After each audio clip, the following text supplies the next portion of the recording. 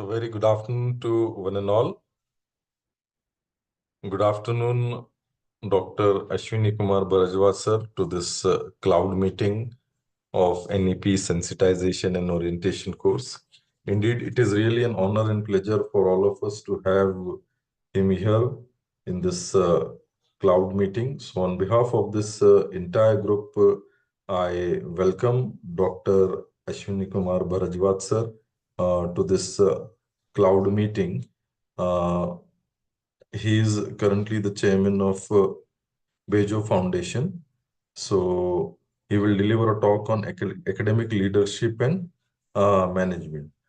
So I would now hand over the session to Dr. Ashwini Kumar Bhardwaj sir for further proceeding. Before that, I would give a brief introduction of him. His academic qualification is MA Psychology, MBA in Human Resource Management, Master in Personal Management, PhD in Psychology. He is also qualified NET conducted for lectureship way back in the year 1997. Currently working as a CEO of Bejo Deshi Foundation, Nasik, and Director, Jam Foundation, Nasik.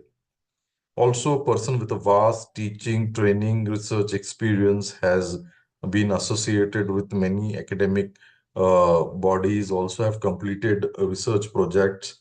So indeed, it is really an honor and pleasure for all of us to have him here. So I would now request Dr. Ashwini Kumar Bhardwaj sir to enlighten us through his knowledge. Over to you, sir. Thank you very much, Dr. Mohammad Rafe, for inviting me to give a talk on academic leadership, governance, management, mission training, the Malviya Mission for Training program for capacity building and orientation and sensitizing the teachers with regards to NEP 2020. Yeah, thank you very much for the invitation. We will be starting. I would like to know how many of you are comfortable in which language, so that we can go. Sir, out of state participants are there, so Hindi and English will do, sir. Hindi and English will do. Okay, right now there seems to be 47 participants. By the time they will join, sir. Okay, by the time they will join. Perfectly fine, Rafe sir. So we are going to deal with this topic, and we are going to divide the session, since I'm going to be there till 5:30. We are going to take a conscious break after 45-50 minutes. And the last 15 minutes are going to be kept specially for the interaction. And my language for the complete session is going to be in bilingual. It is going to be Hindi and English. As if there is a specific requirement and if a question is there in Marathi, I'm equally fine with that also. So when we talk about sensitization, when we talk about this particular domain, which comes under what I would say the third parameter of sensitization and making orientation about NEP 2020, which is academic leadership, governance, and management. When we talk about academic leadership, or when we talk about leadership in very specific, it is something that, if you talk about leader, what exactly a leader is one who is, if I am supposed to explain in a very, what I would say, simple language, I would say a person who influences and get influenced simultaneously. So it is not a one-way process. And when we talk about academic leadership, all the people who are in the position to give the leadership right from the front. If you talk about it, it starts from right from the vice chancellors to the pro-vice chancellor, deans, and subsequently going down to the principals of the colleges. And since NEP is talking about giving autonomy to the colleges, this particular parameter has its own significance. And leadership is something which is going to take NEP 2020, what we are envisioning for 2035, whether it is to be about the clustering of the colleges, giving autonomy to the universities and the colleges simultaneously, at the same time accreditation and so leadership is going, as I've said, a leader is one who is influencing at the same time getting influenced. So a leader is one who is going to be highly receptive, who is going to be open to new ideas and working on these ideas. A leader is going to be somebody who is going to give the blueprint that how we are going to march ahead, how we are going to take every stakeholder into the confidence, and how we are going to put up these things. So leadership, when we talk about it is something which is going to be visible. It is something which is going to be seen. It is going to be something like whether the leader is walking the path, because NEP is something which is being highly appreciated multifold. So expectations are too much, and the ounce of responsibility of implementing these all expectations or the complete write-up, the complete project, if I say about the NEP 2020, is going to be taken care by the leaders. So we are looking towards the leaders who are going to be dynamic, who are going to be risk-taking, who are going to be somebody who is very, very open and receptive to the new ideas. Because if you are going to be rigid, if you are going to be narrow-minded, probably we will face challenges. So we are, as far as fostering the leadership, okay, this orientation program, sensitization about NEP 2020, is going to go miles ahead, is going to be something which we all looking forward. So when we talk about leader, there are certain traits which we talk about. Traits of the leader, okay? Whether the leader is having clear-cut communicational pattern, okay? Whether he knows what exactly is to be done, whether his own style of communication. Now, when we talk about communication, it's not always talking. A lot of communication goes in listening, okay? How the things are going to be perceived, how the things are going to be taken into consideration, and at the same time, how it is going to be worked out. So interpretation of the communication is going to be of a significant importance, rather significant, going to play a significant role in that. So communication itself and how clearly it is being understood, at the same time, how clearly it is being implemented, and whether the results are visible or not. At the same time, when we talk about the leader is something who is going to be, we as, you may say, academic leaders, we are looking forward to somebody who is going to be an empathetic leader. And when we talk about empathetic leader, he is going to walk with the community, or he's going to walk with the faculty, he's going to walk with the stakeholders, empathizing with every individual's need, okay? If you talk about in general, what empathy is, getting into the shoes of others and feeling what the person is going through.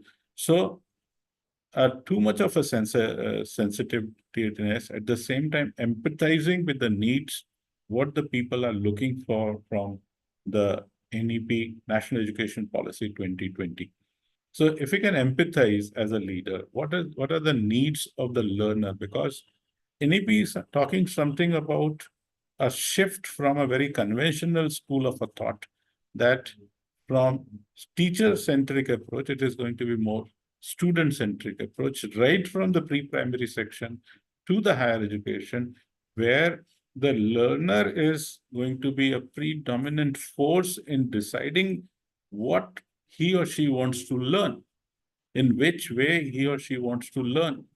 So a leader, an academic leader, need to be empathetic about all these needs, what sort of a need the learner is having, okay, what he needs, whether he wants to sharpen his skills in the local, you may say, local skills, or he wants to go for a higher skills, or he wants to get into a specific language, or he need something different, okay? So an empathetic leader will definitely look into what the child's basic needs are, or the student's basic needs are. And going by that is going to make a lot of difference. At the same time, the focus of the leader, and today when we talk about we are moving digitally, okay, leading digitally, since this particular session, okay, is happening on a digital platform. We all know the significance of digital presence. We know the significance of artificial intelligence. We know how digitally revolution is going to come in education. So whether to have sessions on a, what I would say, on a virtual platform, going with a hybrid platform, or using technology to the optimum level. So a leader is going to be somebody who is going to be a techno-savvy even, okay? Gone are the days when a leader by vision was enough to lead the team. Nowadays, we are looking for the leaders who are going to be equally versatile in handling the digital platforms, whether it is a social platform, educational platform. Now the challenges are many, okay, and uh, blending the virtual and the real sessions is going to be the biggest challenge, and that challenge is going to be taken by the leaders, those who are being open to the new technology, open to work on skilling themselves, or rather, I would say upskilling themselves. And that upskilling is going to help because we have seen the revolution in India, whether it is in the masses or in the campuses today, right from beginning from the Wi-Fi campuses to today having a digital platform where we have interactive medias of interaction, where now even this particular talk is being streamed live on a YouTube channel, okay, and we are on a virtual platform. So the transformation has already begun. It has been already started. So a leader need to be a techno-savvy, leader need to be okay with accepting the new challenges which are going to come in the near future, because the whole NEP itself has came into existence when we were under pandemic, and the whole uh, things coding, whether it was coding, decoding, or other aspects, right from the school education to the university and institution of higher education, everything has gone through a transformation. Every leader, academic leader, has gone through accepting the technology as one way of educating the masses. And we all know the significance, importance of digital world in reaching to the masses. If we go by the population and if we go by the number of students enrolling themselves in different universities, and the number of universities today, if we talk about, has gone in numbers, okay, multiple numbers, okay, from a very conventional university to private university, okay. The numbers are going in a big way. And when we talk about the academic leadership, and when we talk about the leaders to be equipped with digital knowledge, yes, it's going to be a game changer in a higher education. So a leader need to be highly receptive at the same time and equally empathetic and very clear in communicating the ideas, what he looks upon, or what he is envisioning or he has visualized. At the same time, we are supposed to have a leader who is going to take everyone on board, who is going to be a team leader rather than a solo leader. So NEP 2020 is looking for leaders, those who are going to be group players, who is going to take the role of the teachers in institutional development. Because as we go, as we have seen it, okay, conventionally, the number of universities having number of affiliated colleges. In some of the universities, the affiliated colleges are more than 1,000. Okay, if I talk about Savitribai Pune University, Fuller University, is having more than 1,000 colleges as affiliated. Mumbai University is having more than that. And there are significant role which is to be played by the teachers of affiliated colleges, because from there also the leadership is coming up. So a very significant aspect as far as the in National Education Policy 2020 is concerned, where we are looking up for something of academic leadership, and that academic leadership is going to be something where the heads, particularly the vice chancellors and the pro vice chancellors and the dean, are going to play a very, very significant role. And that role cannot be neglected or cannot be overlooked. And probably that's the reason where we talk about academic leadership in this particular session. So when we talk about academic leadership, it encompasses wide range of roles and the responsibility. We will go one by one that what sort of a role, what sort of a responsibility the academic leaders go for. It is something where if I go by one, it is one, creating and maintaining positive academic environment. Now, the leader has to, number one, create an environment which is harmonious, which is what I would say enriching, which actually invites new ideas, which is open, which is, if in my language, if I have to talk about, is more organic, which gives a lot of efforts in going for something new, creative with creative mindset, because we all know conventionally we were into a domain which was quite rigid domain, because we used to go by the frameworks, we used to go by what I would say parameters, standardizations, um, benchmarking the thresholds. They were perfect in that pretext. Now we are looking something from a very, very rigid mindset.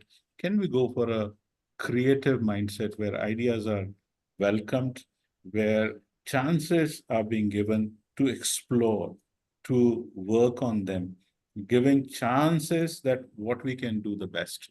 So once the environment is being created, and that environment can be created on the basis of communicating with the stakeholders, communicating with the teachers, communicating with the students, that what they look for when it comes to higher education, what they are looking for,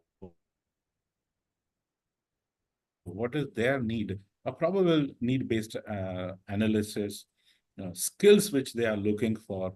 Are we still in a conventional skill mindset, or we are looking for something, a creative skill mindset?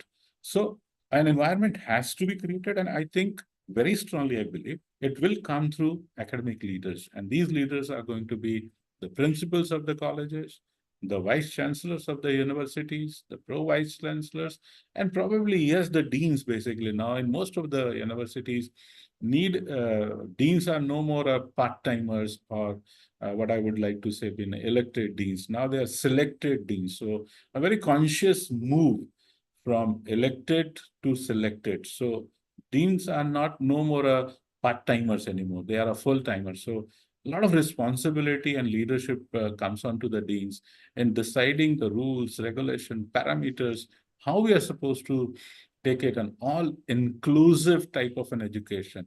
Once that environment where a learner feels coming back, and that environment, once we create, has to be maintained. That sustainability is something which we are looking forward. Because sometimes it happens, the environment is created, but somehow we are not able to maintain it for the longer period of a time. And a change in the leadership at any point of a time sometimes create a positive ripple, and all ripples are not always positive. Sometimes a negative ripple is also being created.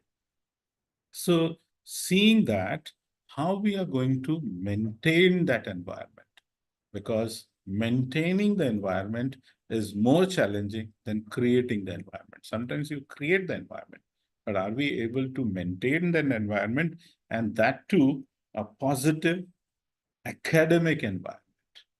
The moment I say positive, it means we all look forward for that positive change, okay? We all are open for positive things. And if that positive academic environment, sometimes the moment we talk about negativity, the moment we talk about that something negative is there in the academic leadership, whether the leader himself is open to the ideas or not, and if that environment is not sustained for a longer period of a time, it may dilute the environment.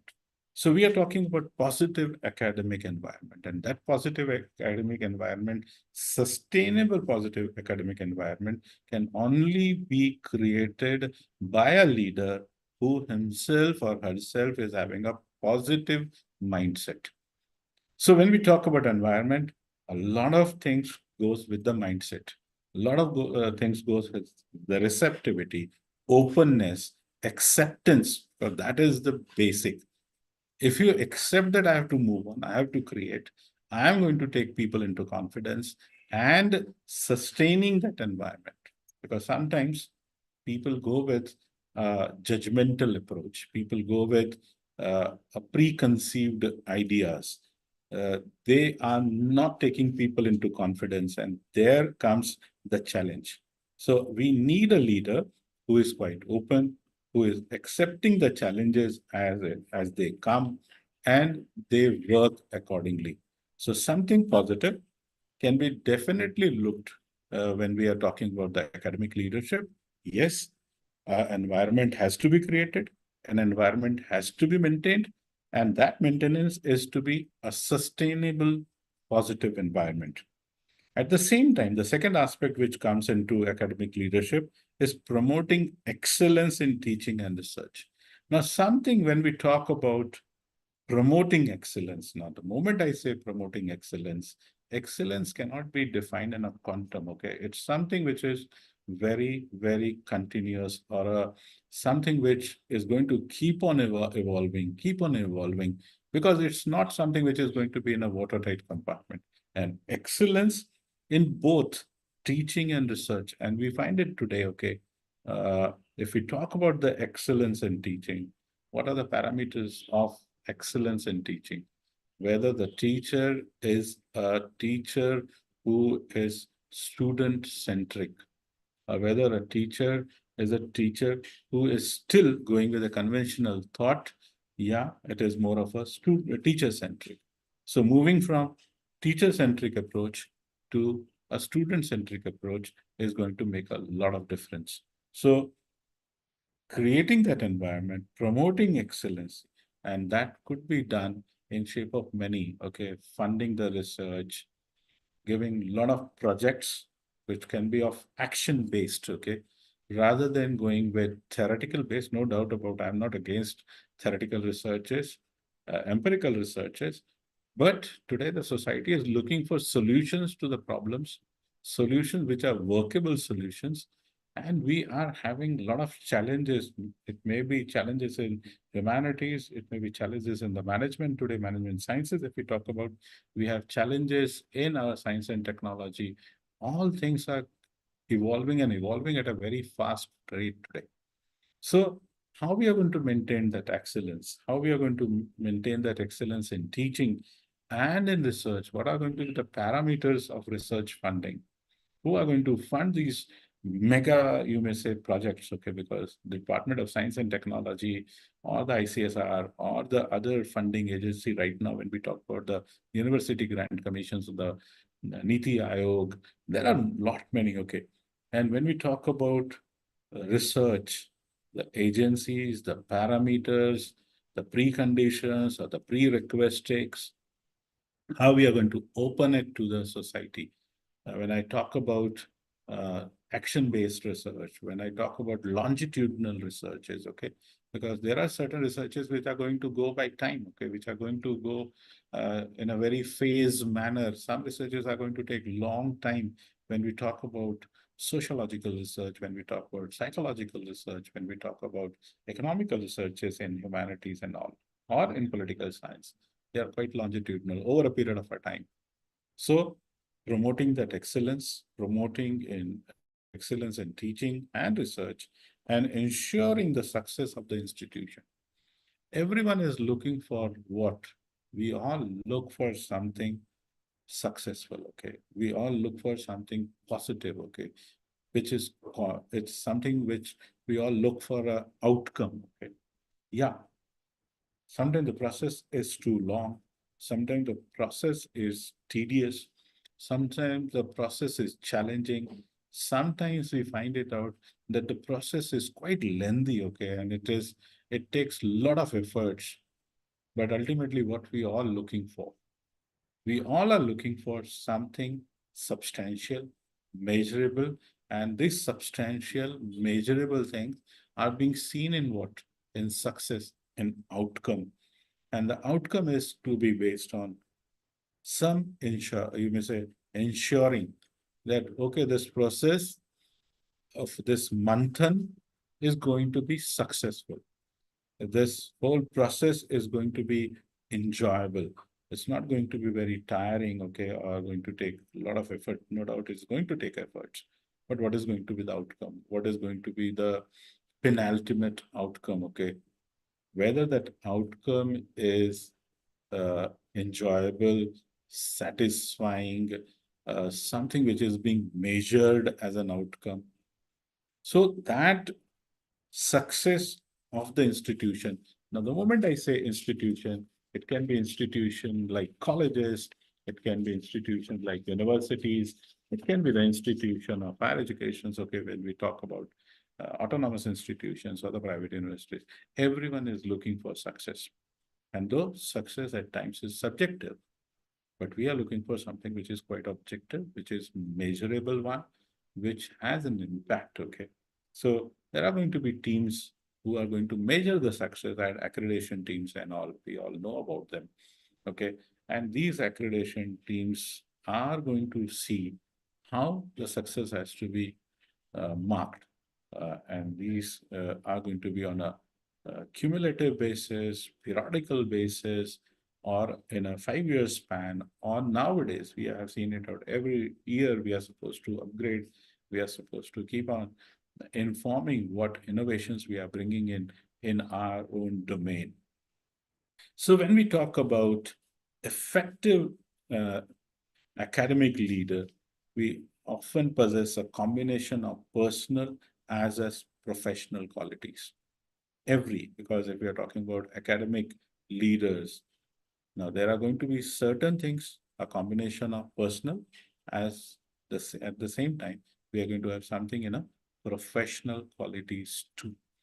So professional, we are going to go one by one. When we talk about personal qualities, personal qualities are not, if I am supposed to put across, which are very individualistic, which are very much invited in the individual itself, which is very much for the individual. If I am looking for a, you may say, leader in shape of a vice chancellor or pro vice chancellor or a dean or a principal or whosoever it may be, if I have to look out for a personal quality and if I have to number it, the number one quality which is going to be there is going to be about integrity. Whether the person has higher level of integrity with the institution, with the students, with the stakeholders, keeping it with oneself, the integrity is something where the person is not having a conflict of interest, where the person is working selflessly, whether the person is going all out to produce the results in, you may say, taking the help of all the stakeholders. As a team leader, we are looking for somebody who has integrity as the core personal trait. हम बोल सकते हैं कि हम ऐसे व्यक्ति को की तरफ देख रहे हैं जिसकी जो एकनिष्ठता है, वो एकनिष्ठता उसकी संस्था के प्रति है, उसकी फैकल्टी के प्रति है, उसकी विद्यार्थियों के प्रति है, उसकी गवर्नमेंट के प्रति है, और लोगों तक जो भी उसमें सहभागी हो रहे हैं, जो भी उसमें इन्वॉल्व हैं, उन तक उसकी एक निष्ठता रहे। और वो सबसे बड़ी क्वालिटी कह सकते हैं, सबसे बड़ी मूल्य कह सकते हैं जो एक पर्सनल लीडर में हम देख रहे हैं। उसी के साथ में उसको एक विजन होना कि हम अगले 20 साल में क्या करना चाह रहे हैं, 25 साल में कैसे करेंगे। और ये जो विजन रखना होता है, ये विजन एकेडमिक लीडर को रखना होता है, एक जिसको कह सकते हैं कि जो पूरी तरह से एकेडमिक्स में है। अगर हम यहाँ पे कुल सचिव, कुलपति की बात कर रहे हैं या वाइस इनकी बात कर रहे हैं, तो हर एक लीडर में वो विजन होना, क्योंकि हम धीरे धीरे ऑटोनॉमी की तरफ जा रहे हैं, धीरे धीरे हम स्वायत्तता की तरफ जा रहे हैं, धीरे धीरे हम जिसको कह सकते हैं कि स्वावलंबन की तरफ जा रहे हैं। तो आप आज जहाँ पे हो, वहां से हम लोग अगले 5 साल में, अगले 10 साल में, 15 साल में, 20 साल में हम कैसे मूव करेंगे, हमारा विजन क्या है, हम क्या करना चाहते हैं, हम कुछ सस्टेनेबल देना चाहते हैं, हम अपने बच्चों को पूरी तरह से इकोनॉमिक्स को ड्रिवन करके, या फिर हम एकेडमी और इंस्टीट्यूशनल इंटरफेस करके, जिसको कह सकते हैं कि when we talk about it, what is academic and industries interface, हम कितना ज़्यादा प्राइवेट पार्टीज को इन्वॉल्व करना चाहेंगे, हम कितने ज़्यादा स्टेक होल्डर्स को इन्वॉल्व करना चाहेंगे, हमारा क्या दायित्व होगा, हम अपने आप को कहाँ देख रहे हैं 20 साल के बाद में, 25 साल के बाद में, या फिर 2035 में, जहाँ पे हम ये पूरी नेशनल एजुकेशन पॉलिसी को एक इम्प्लीमेंट होते हुए देखना चाहते हैं। हम इसमें से 2-2.5 साल निकाल देंगे, क्योंकि हम खुद एक काफी बड़ी विपदा में थे जब कोविड का पीरियड था, तो हम 2020 में इसको पूरी तरह से इम्प्लीमेंट नहीं कर पाए। आज हम 2 साल पीछे हैं। तो 2035 2037 तक क्या रहेगा। और जैसे हमें मालूम है कि बहुत जगह जगह एकेडमिक लीडर्स आज एक टेन्योर पोस्ट में है, वाइस चांसलर या फिर बाकी सब आजकल डीन, और ये 5 साल में तो एक बहुत बड़ा दायित्व बन जाता है कि हम कौन सा नेतृत्व देने वाले हैं, और हम नेतृत्व देते हुए हम कौन सा मूल्य आगे रख के चलने वाले हैं, कौन सा विजन देने वाले हैं, क्या होगा। हम शायद वो विजन हमारा क्रॉस एनरोलमेंट रेशो के बारे में हो सकता है, हमारे एम्प्लॉयबिलिटी के बारे में हो सकता है, इंटर्नशिप के बारे में हो सकता है, लर्निंग बाय स्किलिंग और अपस्किलिंग बाय देमसेल्फ हो सकता है। क्या विजन लेके चल रहे हैं पूरी, जिसको कह सकते हैं कि मिशन तो जरूर है कि ग्रॉस एनरोलमेंट रेशो 50% तक होना चाहिए, जो 21% में या फिर आज हम 18-19 में देख रहे हैं, जहाँ पे लाखों की विद्यार्थी संख्या है। अगर हम कुछ यूनिवर्सिटीज देखें तो उनमें 6-6 8-8 लाख विद्यार्थी आज शिक्षण ले रहे हैं, चाहे वो यशवंतराव चौहान महाराष्ट्र मुक्त यूनिवर्सिटी हो, जहाँ पे 6 लाख विद्यार्थी अपारंपरिक माध्यम से डिस्टेंस मोड से एजुकेशन ले रहे हैं। तो उधर लगने वाली जो एकेडमिक लीडरशिप की पर्सनल कैरेक्टरिस्टिक है, या जो ट्रेट है, जो क्वालिटी है, वो क्या लगेगी, क्या विजन देके चलेंगे, एम्प्लॉयबिलिटी का क्या स्टेटस होगा, क्या हम उनको एम्प्लॉयबल कर पाएंगे, क्या हम उनको एम्प्लॉयबिलिटी की तरफ ले जा पाएंगे, जहाँ पे वो उनको कोई शिक्षित बेरोजगार ना कहे। वो बाहर जब निकलते हैं यूनिवर्सिटी के कैंपस से, तो वो परिपूर्ण है क्या, वो मार्केट की चैलेंजेस को एक्सेप्ट करके आगे चल पाएंगे, बढ़ पाएंगे, कैसे होगा। एक बहुत बड़ा विजन जिसको कह सकते हैं, वो पर्सनलिटीज पे करेज भी लगेगा, साहस भी लगेगा, लीडर ऐसा जिसमें साहस है। और ये साहस किसका है, ये साहस जोखिम लेने के बारे में हो सकता है। कई बार हमें रिस्क लेना पड़ता है, कई बार हमें देखना पड़ता है कि ये कैसे चलेगा।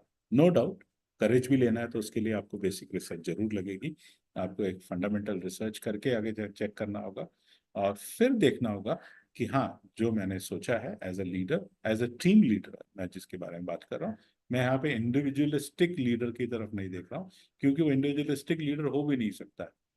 उसको विजन जरूर चाहिए, लेकिन वो विजन कैसा होगा, एक सबका सबको लेके एक विजन बनाया जाएगा।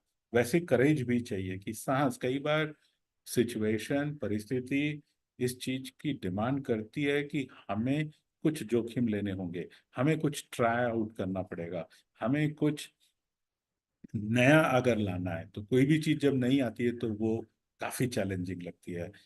वो चाहे क्रेडिट बेस्ड कोर्स के बारे में बात किया जाए, चाहे अभी जो नई शिक्षण नीति हमें कहीं से भी एग्जिट करके और कहीं से भी हम एंट्री, मल्टीपल एग्जिट और मल्टीपल एंट्री और एग्जिट के बारे में बात करें, तो ये चैलेंजिंग है। ये यहाँ पे कहीं ना कहीं काफी करेज लगने वाला है हमारी तरफ से, कि हम इसको इम्प्लीमेंट कैसे करेंगे, हम इसको सक्सेस मोड में कैसे लेके जाएंगे, इसका क्या फ्रेम होगा, इसकी क्या एसओपी होगी, इसको किस हिसाब से हम लोग मैनेज करेंगे। यूनिवर्सिटीज, कॉलेजेस, जैसे क्लस्टर की बात हो रही है, कॉलेजेस के क्लस्टर्स तैयार होंगे, क्योंकि कहीं ना कहीं हमें 45,000 कॉलेजेस की संख्या को लेके चलते हुए, जो 45,000 हम 2020 में बात कर रहे थे, शायद उसमें अभी कुछ बढ़ोतरी जरूर हो गई होगी, लेकिन आगे चल के इनकी संख्या क्लस्टर्स के स्वरूप में 15,000 तक कैसे लानी है। तो एक बहुत बड़ा धाड़सी जिसको कह सकते हैं विचार है, निर्णय है, और इस निर्णय को इम्प्लीमेंट करने के लिए उतना ही धाड़सी व्यक्तिमत्व भी लगेगा, लीडर लगेगा।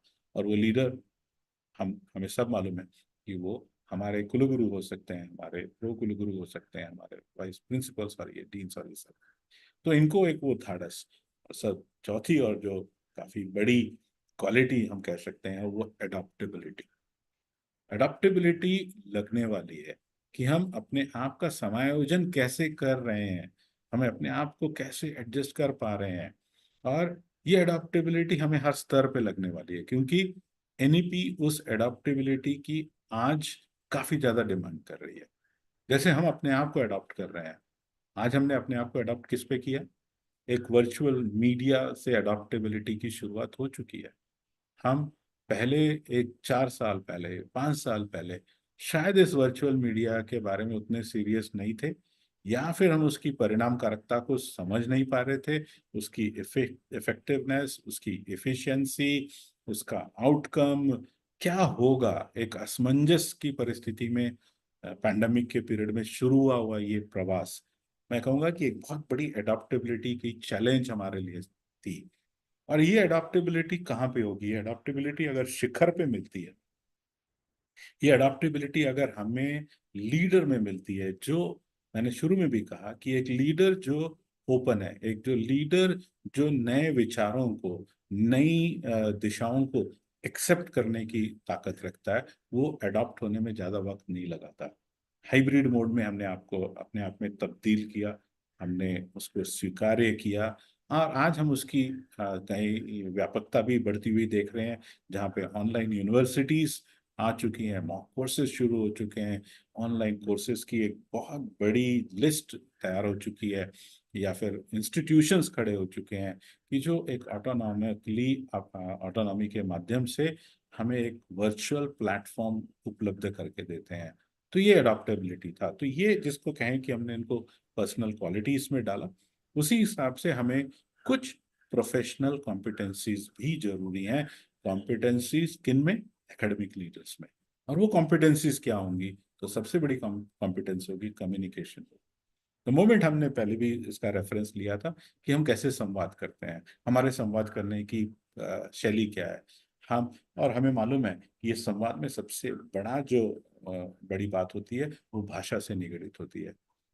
हम जैसे मैंने राफे सर को पूछा कि कौन सी लैंग्वेज आप लोगों को समझ में आ सकती है, उद्देश्य क्या है था कि आप तक पहुंचा जा सके। उद्देश्य ये था कि मैं जो कुछ बताने जा रहा हूँ उसको आप समझ सकें, और समझने के बाद उसका विश्लेषण आप कर पाएं। और वो कब हो पाएगा?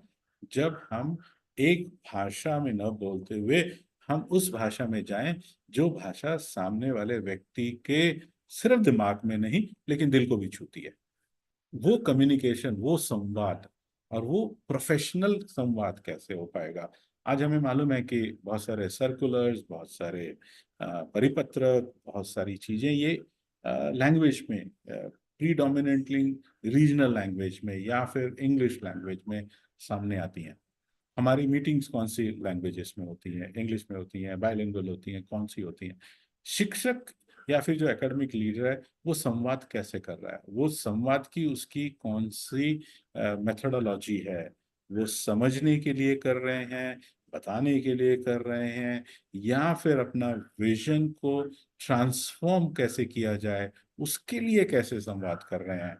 कैसे वो एक दूसरे से कम्युनिकेट कर पा रहे हैं, समझ पा रहे हैं, चाहे वो वर्चुअल हो, चाहे वो ऑडिटरी के माध्यम से हो, विजुअल हो, किसी की भी माध्यम से। नॉर्मली जिसको कह सकते हैं रिटन कम्युनिकेशन जो होता है हमारा, सर्कुलर्स के माध्यम से होता है जो हमारा, वो कैसा है? उसके लिए हमें शायद लैंग्वेज को काफी ज्यादा अहमियत देनी होगी। और वो शायद अगर हम रीजनल लैंग्वेज में कर पाए या फिर पारिदेशिक भाषाओं में कुछ कर पाए, तो मुझे लगता है कि यस, एक प्रोफेशनल कॉम्पिटेंसी की भी हमें जरूरत रहेगी। स्ट्रेटेजिक प्लानिंग काफी ज्यादा अहम हिस्सा बनती है प्रोफेशनल कॉम्पिटेंसीज की जब हम बात करते हैं। आज हम देख रहे हैं कि यूनिवर्सिटीज की संख्या बढ़ रही है। आज हम देख रहे हैं कि काफी इंस्टीट्यूशंस अपनी अपना खुद का एक अस्तित्व लेके आए हुए हैं। इन सब में कहीं ना कहीं स्पर्धा होगी, और ये स्पर्धा विद्यार्थियों के हित की होती है बहुत बार, कि हम जो दे रहे हैं वो शायद वो यूनिवर्सिटी या फिर वो इंस्टीट्यूट ऑफ हायर एजुकेशन नहीं दे पा रहा है। हम एक व्यापकता के साथ लाए हैं, हम अपना इंटर्नशिप प्रोग्राम लेके आए हैं, इन बिल्ट हमारा कुछ स्ट्रेंथ्स हैं, हम लोग कॉम्बिनेशन लेके आए हैं जिसमें थ्योरी और प्रैक्टिकल का एक बहुत अच्छा समतोल है। हम लोग स्पेसिफिक रूरल लोगों के लिए काम करेंगे, उनकी क्या कह सकते हैं कि उनकी लैंग्वेज में हम कोर्स को डेवलप करने वाले हैं, प्रादेशिक भाषाओं में हम उनकी निर्मित करेंगे, ताकि जो एक लिंग्विस्टिक चैलेंज आती है वो हम कम कर सकें। तो काफी कुछ स्ट्रैटेजिकली प्लान करना पड़ेगा, और वो प्रोफेशनल ही कॉम्पिटेंसी होती है कि आप स्ट्रैटेजिकली कैसे प्लान करोगे कि हम हमारी ग्रॉस एनरोलमेंट रेशो बढ़ा पाए, हम लोगों तक पहुंच पाए, उनकी रिक्वायरमेंट्स को समझ पाए, उनको जो कोर्सेज चाहिए वो कोर्सेज कैसे हम लोग डिजाइन करें। जैसे मैं शुरू से कह रहा हूँ कि हमें लर्नर सेंट्रिक अप्रोच की तरफ हम प्रस्थान कर रहे हैं, मूव कर रहे हैं। कहाँ से? Teacher centric. तो वो स्ट्रेटेजी क्या होगी कि हमारा ग्रॉस एनरोलमेंट बढ़ पाए, हमारी एनरोलमेंट की संख्या बढ़ पाए, और वो स्ट्रेटेजिक मूव्स क्या होंगे। उसमें हम लोग इंडस्ट्रीज का कितना योगदान ले सकते हैं, हम उनमें एनजीओज का कैसे योगदान ले सकते हैं, हम उनमें गवर्नमेंट बॉडीज का कैसे योगदान ले सकते हैं, हम स्कॉलरशिप्स के माध्यम से कैसे लोगों तक पहुंच सकते हैं, या फिर जो गवर्नमेंट की अलग अलग पॉलिसीज हैं ग्रॉस एनरोलमेंट रेशियो को बढ़ाने के लिए, उनको लोगों तक कैसे पहुंचा पाएंगे।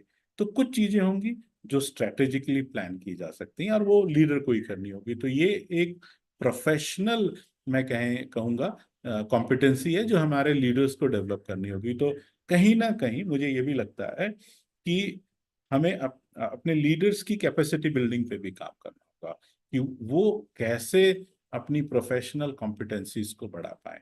क्योंकि आज हम जो देख रहे हैं वो एक रेवोल्यूशन है। आज वो हम जो देख रहे हैं, शायद हम उस फेज में आ चुके हैं कि हम बहुत ज्यादा वक्त ना दे पाए अपने आप को इवॉल्व होने के चक्कर में।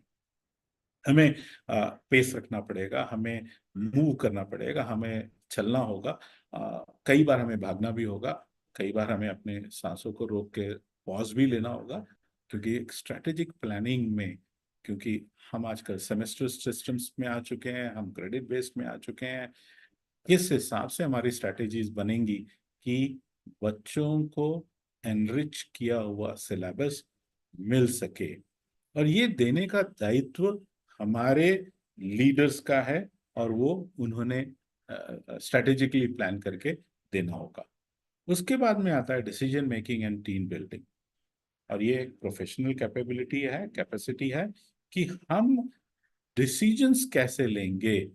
कई बार ऐसा होता है कि बहुत बार जहाँ पे डिसीजन लेना पड़ता है, प्रोफेशनल कैपेबिलिटीज न होने के कारण डिसीजंस प्रोलॉन्ग हो जाते हैं, डिसीजंस टाइम पे नहीं लिए जा पाते हैं। Decision making is something which I would like to say कि वेदर टू मूव और whether not to move, how to make a right choice is decision making. If you ask me in a very simple language, कि आपको दिए हुए options में या फिर आपने क्रिएट किए हुए जो ऑप्शंस हैं, उन ऑप्शंस में सही डिसीजन लेना, ये डिसीजन मेकिंग है। तो ये एक प्रोफेशनल लेवल की कॉम्पिटेंसी को डेवलप करना होगा हमें, कि हम लोग सही डिसीजन ले पाए, हम लोग योग्य डिसीजन ले पाए, हम वो डिसीजन ले पाए कि जिसका पॉजिटिव इम्पैक्ट बहुसंख्य लोगों पे हो। नेगेटिव भी हो सकता है, कई बार कुछ कमतरताएं रह जाती हैं, कई बार कुछ फ्लॉज रह जाते हैं, लेकिन कोई भी डिसीजन लिया जाए वो प्रॉफिटेबल हो, वो फायदे का हो, वो फायदेमंद हो। उसके लिए हम लोग क्या कर रहे हैं। तो एक डिसीजन मेकिंग प्रोफेशनल रहा तो शायद हमें नुकसान कम और फायदा ज्यादा, क्योंकि हम कभी भी किसी भी डिसीजन को अगर नाप तोलते हैं तो ये देखते हैं कि इसमें हमें फायदा कितना हुआ, नुकसान क्या हुआ। अगर नुकसान ज्यादा हो रहा है तो शायद हाँ, योगेश को कुछ बात करनी है, क्या है योगेश, आपका कुछ क्वेश्चन है?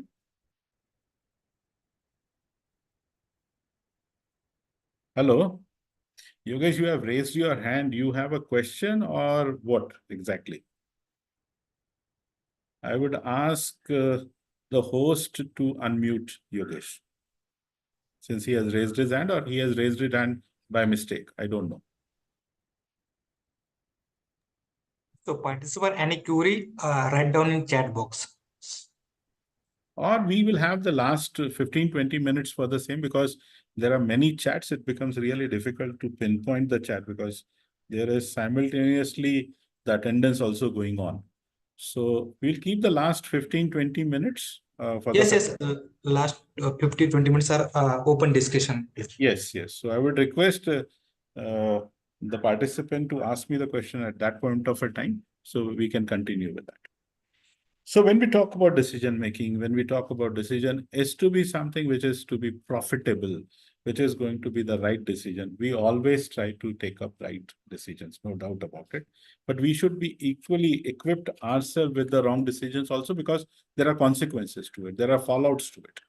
A leader who is dynamic, a leader who is courageous, a leader who has the adaptability, vision, and integrity is going to take it on a face.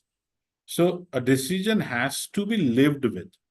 A decision cannot be a decision that you are not living with it. Okay, you said you have taken up the decision, now it's gone. No, the consequences are to be taken in a right spirit, whether it is successful or whether it is a failure. So team building, skilled at managing change. As we all see, change is the mother of everything. If there is no change, if no change is there, probably we will not going to like it more. Change is something which is to be an acceptable phenomena, skilled at managing change. Now we are slowly, progressively skilling ourselves to manage the change. Now this particular change of being on a virtual platform is a change. People use this change to a greater effectiveness. People use their changes to see that their ideas are being floated and it reaches to the masses, the virtual platform which we talk about. So yes, we are supposed to skill ourselves. As a leader, I need to develop that capability that I need to manage the change with the help of upskilling my skills. Every individual has a skill. Every individual has that potential, okay? The only thing is how I'm going to manage this change. A change which is slow and progressive, perfectly fine. There are changes which are not very slow, not there are rapid changes at time it happens. Ki, uh, it's like an 11th hour change. It's like, oh, we have never expected this, giving exams online, having sessions online, presentations online, and interacting, making it more interactive. We have seen the journey of these virtual platforms also, right from the Zoom to Google. So many virtual platforms came up with, you may say, diversified qualities, characteristics into it. And we had waiting rooms for them. We had created a queue. We had made them to enter into the room if they have a query, separations into it, brainstorming happening into a different rooms and making them open at a one point of a time where we can come back to the virtual room. Okay. So accepting and managing the changes is also a personal competence we are looking for. Creating a culture of continuous improvement. As we talk about improvement, improvement is a continuous process.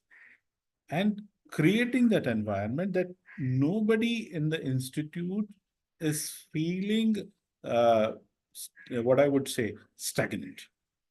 There is a change. There is a culture which is of a continuous improvement.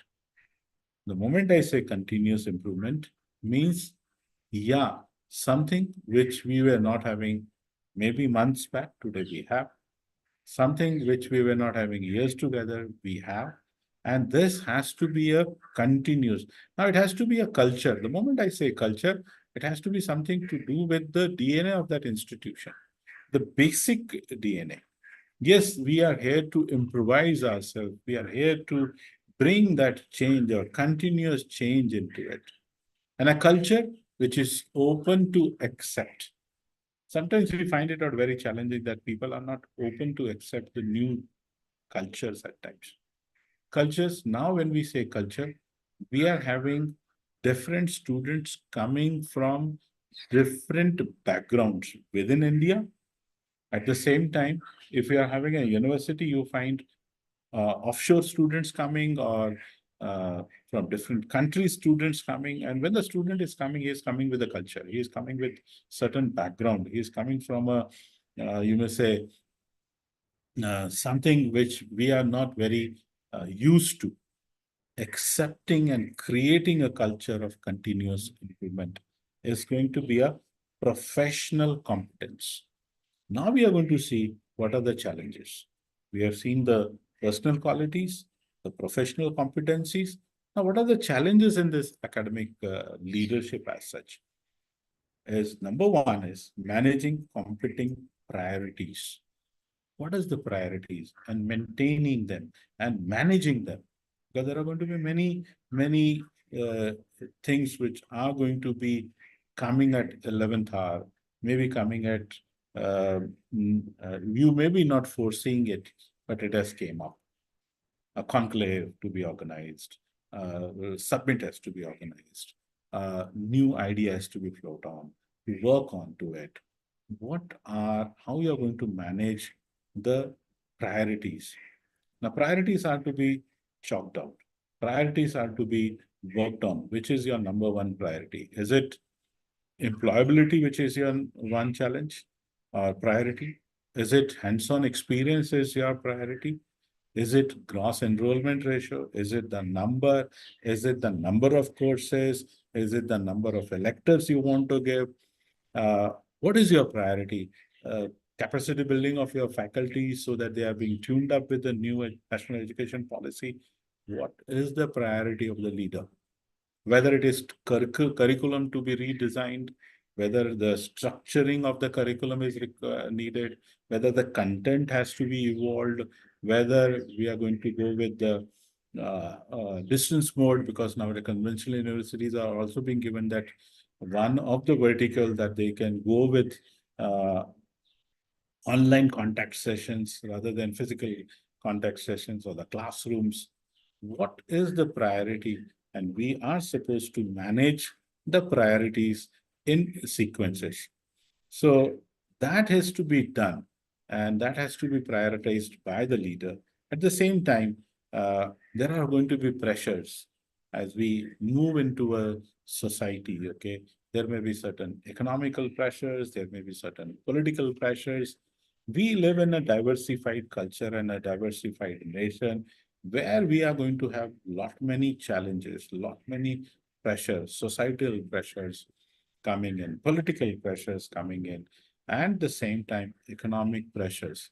And the moment I say economic pressures, it can be about recession, it may be short of the funds, it may be raising the funds. How we are going to raise the funds through corporate social responsibilities, innovations, consultancy, research. What is going to be the revenue model for the universities, funding model for the universities, how they're going to manage the funds, how they're going to raise the funds. It's not only the fee, okay, the tuition fee, which is the universities are going to collect, but as we are going in an expansion mode, as we go for the, you may say, enlargement modes, we will be needing funds. And that economic crunch, how we are going to mobilize the funds so that we can sustain a project. Previously, we all know that UGC used to fund for the first 5 years, and later on used to expect that it becomes self-sustainable after 5 years. And we have seen that how effectively it is being done. And we have also seen the fallouts that some of the courses are not able to sustain for a long. They died their natural death because funds were the crunch. The universities were not having, what I would say, the funds to run it effectively and efficiently. And at times we have political pressures also. We need not to dwell too much into it. But yes, there are regulatory bodies which will be also taking care of these political pressures to be minimized to bare minimum, and a lot of autonomy is to be given for the decision makers, that political pressures are being sidetracked or they are being bare minimum. Okay. But yes, economical challenges can be more, pressures can be more, because we all need to have a quality education, and that quality education will come with a lot of economical pressures, because technology is not so cheap. Okay, it's not so, I would like to say, easily available, no doubt about it, but sustaining it, we are we are fast moving economy where we are looking for public private partnership in higher education, no doubt about it, but still the challenges are there. Addressing diversity and inclusion issues, because as I have mentioned, we are a country which has a diversified culture, region, demography.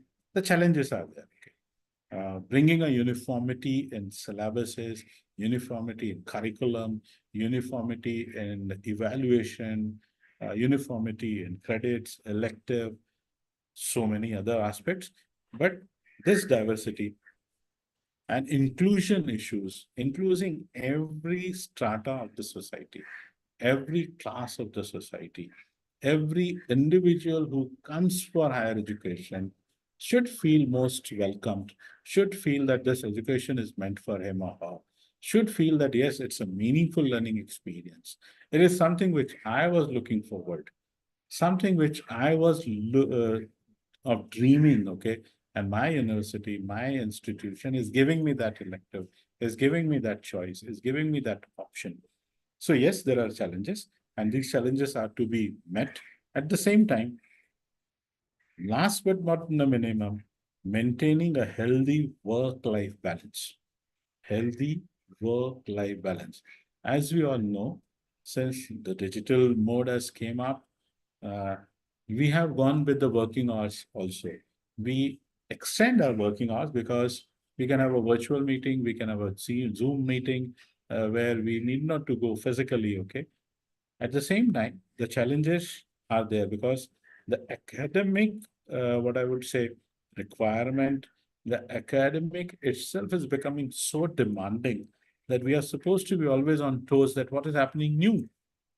At the same time, you have your own life, okay? The academic leaders have their own life, personal life, their family life, their social life, I would like to say, how they are going to make a balance between this, their personal and the professional. It's a tight rope walk, actually, but that is a challenge, that how you're going to make it out. How are my own self-interest or my conflict of interest is not coming into it? How I'm going to make a balance between my real life and my other life, my job life and my personal life? Yes, this is a challenge. And that challenge has to be navigated. The challenge has to be met. The challenge has to be taken care. And yes, there's a possibility. The one who knows really how one's capabilities are, I would say the one who knows oneself too much, okay, or knows what are my strength areas, at the same time my weaknesses, can make a perfect balance between work life and at the same time the real life or life balance. That is what we all are actually looking for. And over here, we are going to take a conscious break since it is almost 3:30, as I've told you, that we are going to take some break in between to have some rest for the speaker also. So I will be taking a break of around, for this is 3:31. I will take a break for 6 minutes. We will be joining by 3:37. So by the time I will be closing my voice and my video also, and we will be joining around 3:37 back.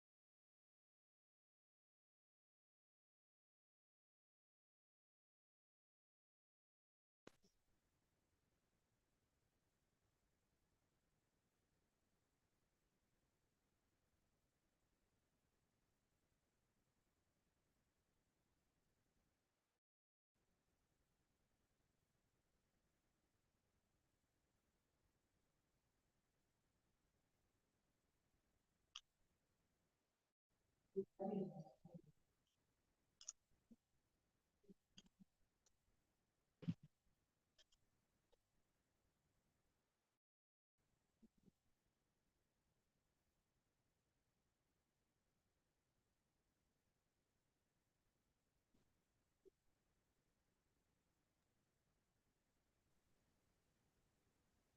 we are back and we have seen what are the effective academic leaders often possesses combination of both personal as well as Jadhav sir yes, जायचं का कुठे जाणार? Okay, so हा I would request the host to mute the one who is speaking in between.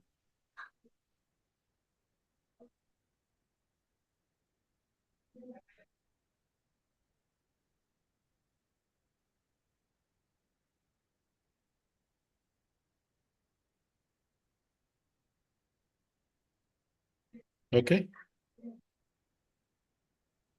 Yes. So which are the factors which are responsible for slower growth in Indian university as compared to the global universities? Because we are seeing national education policy not in the context of just India. We are seeing it in the context of the global universities also, because there is a gateway which has been opened up where foreign universities can also start up their campuses in India. So what are the whatever say the major things, factors which are responsible that we are in a slower growth? No doubt the momentum is to be picked up, the momentum is going to be picked up by the national education policy for the sure. But there are certain reasons which we are supposed to know about it. Number one and the foremost is that limited funding, less investment in research, infrastructure and technology. हमने देखा है कि हम लोग क्यों धीरे हैं growth में जब हम किसी वेस्टर्न यूनिवर्सिटीज का कंपैरिजन करते हैं, और जब हमें वेस्टर्न यूनिवर्सिटी का कंपैरिजन में दिखता है तो पहला और एक फंडामेंटल जिसको कह सकते हैं कि सैद्धांतिक जो कारण हमें दिखता है वो ये दिखता है कि हमारे यहाँ पे उतना ज्यादा फंडिंग नहीं है, या फिर जो फंडिंग है वो बहुत ज्यादा लिमिटेड होता है, और जो लिमिटेड भी है वो रिसर्च में और भी लिमिटेड हो जाता है। और इंफ्रास्ट्रक्चर में सबसे बड़ी बात है टेक्नोलॉजी में, वो चाहे वो ट्रांसफर ऑफ टेक्नोलॉजी हो या फिर टेक्नोलॉजी को लाना हो या उसको लॉन्च करना हो, कैसे हम वो सब मैनेज कर नहीं पा रहे, क्योंकि हमारे यहाँ पे बेसिक फंडिंग का एक बहुत बड़ा इशू है। इसीलिए हम जब वेस्टर्न इससे यूनिवर्सिटीज से कंपेयर करते हैं या फिर प्रोग्रेसिव यूनिवर्सिटीज से कंपेयर करते हैं तो हम अपने आप को कहीं ना कहीं स्लो देखते हैं, कहीं ना कहीं अपने आप को मर्यादित इसमें देखते हैं। दूसरा होता है और सबसे बड़ा जिसको कह सकते हैं, अभी मेरी आवाज ठीक आ रही है? करेक्ट कीजिए अगर मेरी आवाज ठीक आ रही है। शायद अभी मैं ओके हूँ। ओके, मैं थोड़ा सा ऊंचे स्वर में बात करने की कोशिश करूंगा ताकि आपको आप तक पहुंच सकूं। और दूसरा जो चैलेंज हमें दिखता है वो चैलेंज है कि हमारा करिकुलम जो है वो बहुत बार आउटडेटेड तो नहीं कहूंगा, लेकिन इंडस्ट्रीज को जो रिक्वायरमेंट होती है या फिर इंस्टीट्यूशंस को रिक्वायरमेंट होती है उससे हम थोड़ा पीछे हैं। उसको हम शायद उतना अपग्रेड नहीं कर पाते, उतना फास्टली अपग्रेड नहीं कर पाते हैं। और जहां तक कन्वेंशनल यूनिवर्सिटीज की बात है वहां पे तो कई बार ऐसा होता है कि हम काफी पीछे हैं। प्राइवेट यूनिवर्सिटीज में आज अगर हम देखेंगे तो हम कहीं ना कहीं इंडस्ट्रीज के स्पीड को मैच कर पा रहे हैं, कहीं ना कहीं उनके नजदीक तक हैं, क्योंकि उनका जो इंडस्ट्री और एकेडमिया का जो इंटरफेस है वो कहीं ना कहीं पेस में है। लेकिन कन्वेंशनल यूनिवर्सिटीज का आउटडेटेड करिकुलम किसके हिसाब से जो करंट मार्केट है, जॉब मार्केट है, उसमें कहीं ना कहीं मिसमैच मिसफिट होते हुए दिखता है। हम कई बार जब इंडस्ट्री से बात करते हैं, कई बार हमारी जब इंडस्ट्री से इंटरफेस होता है तो वो कहते हैं कि हमें आपका जो भी बच्चा पास होके आता है उसके ऊपर काफी मेहनत मशक्कत करनी पड़ती है उसको इंडस्ट्रीज के लायक बनाने के लिए या फिर उसके उस प्रोफाइल में मैच करने के लिए। तो कहीं ना कहीं ऐसा है कि डेफिसिट है, और वो डेफिसिट ऐसा है कि हम उस करिकुलम को उस हिसाब से मोल्ड नहीं कर पा रहे हैं, उस हिसाब से बना नहीं पा रहे हैं जो इंडस्ट्री चाहती है।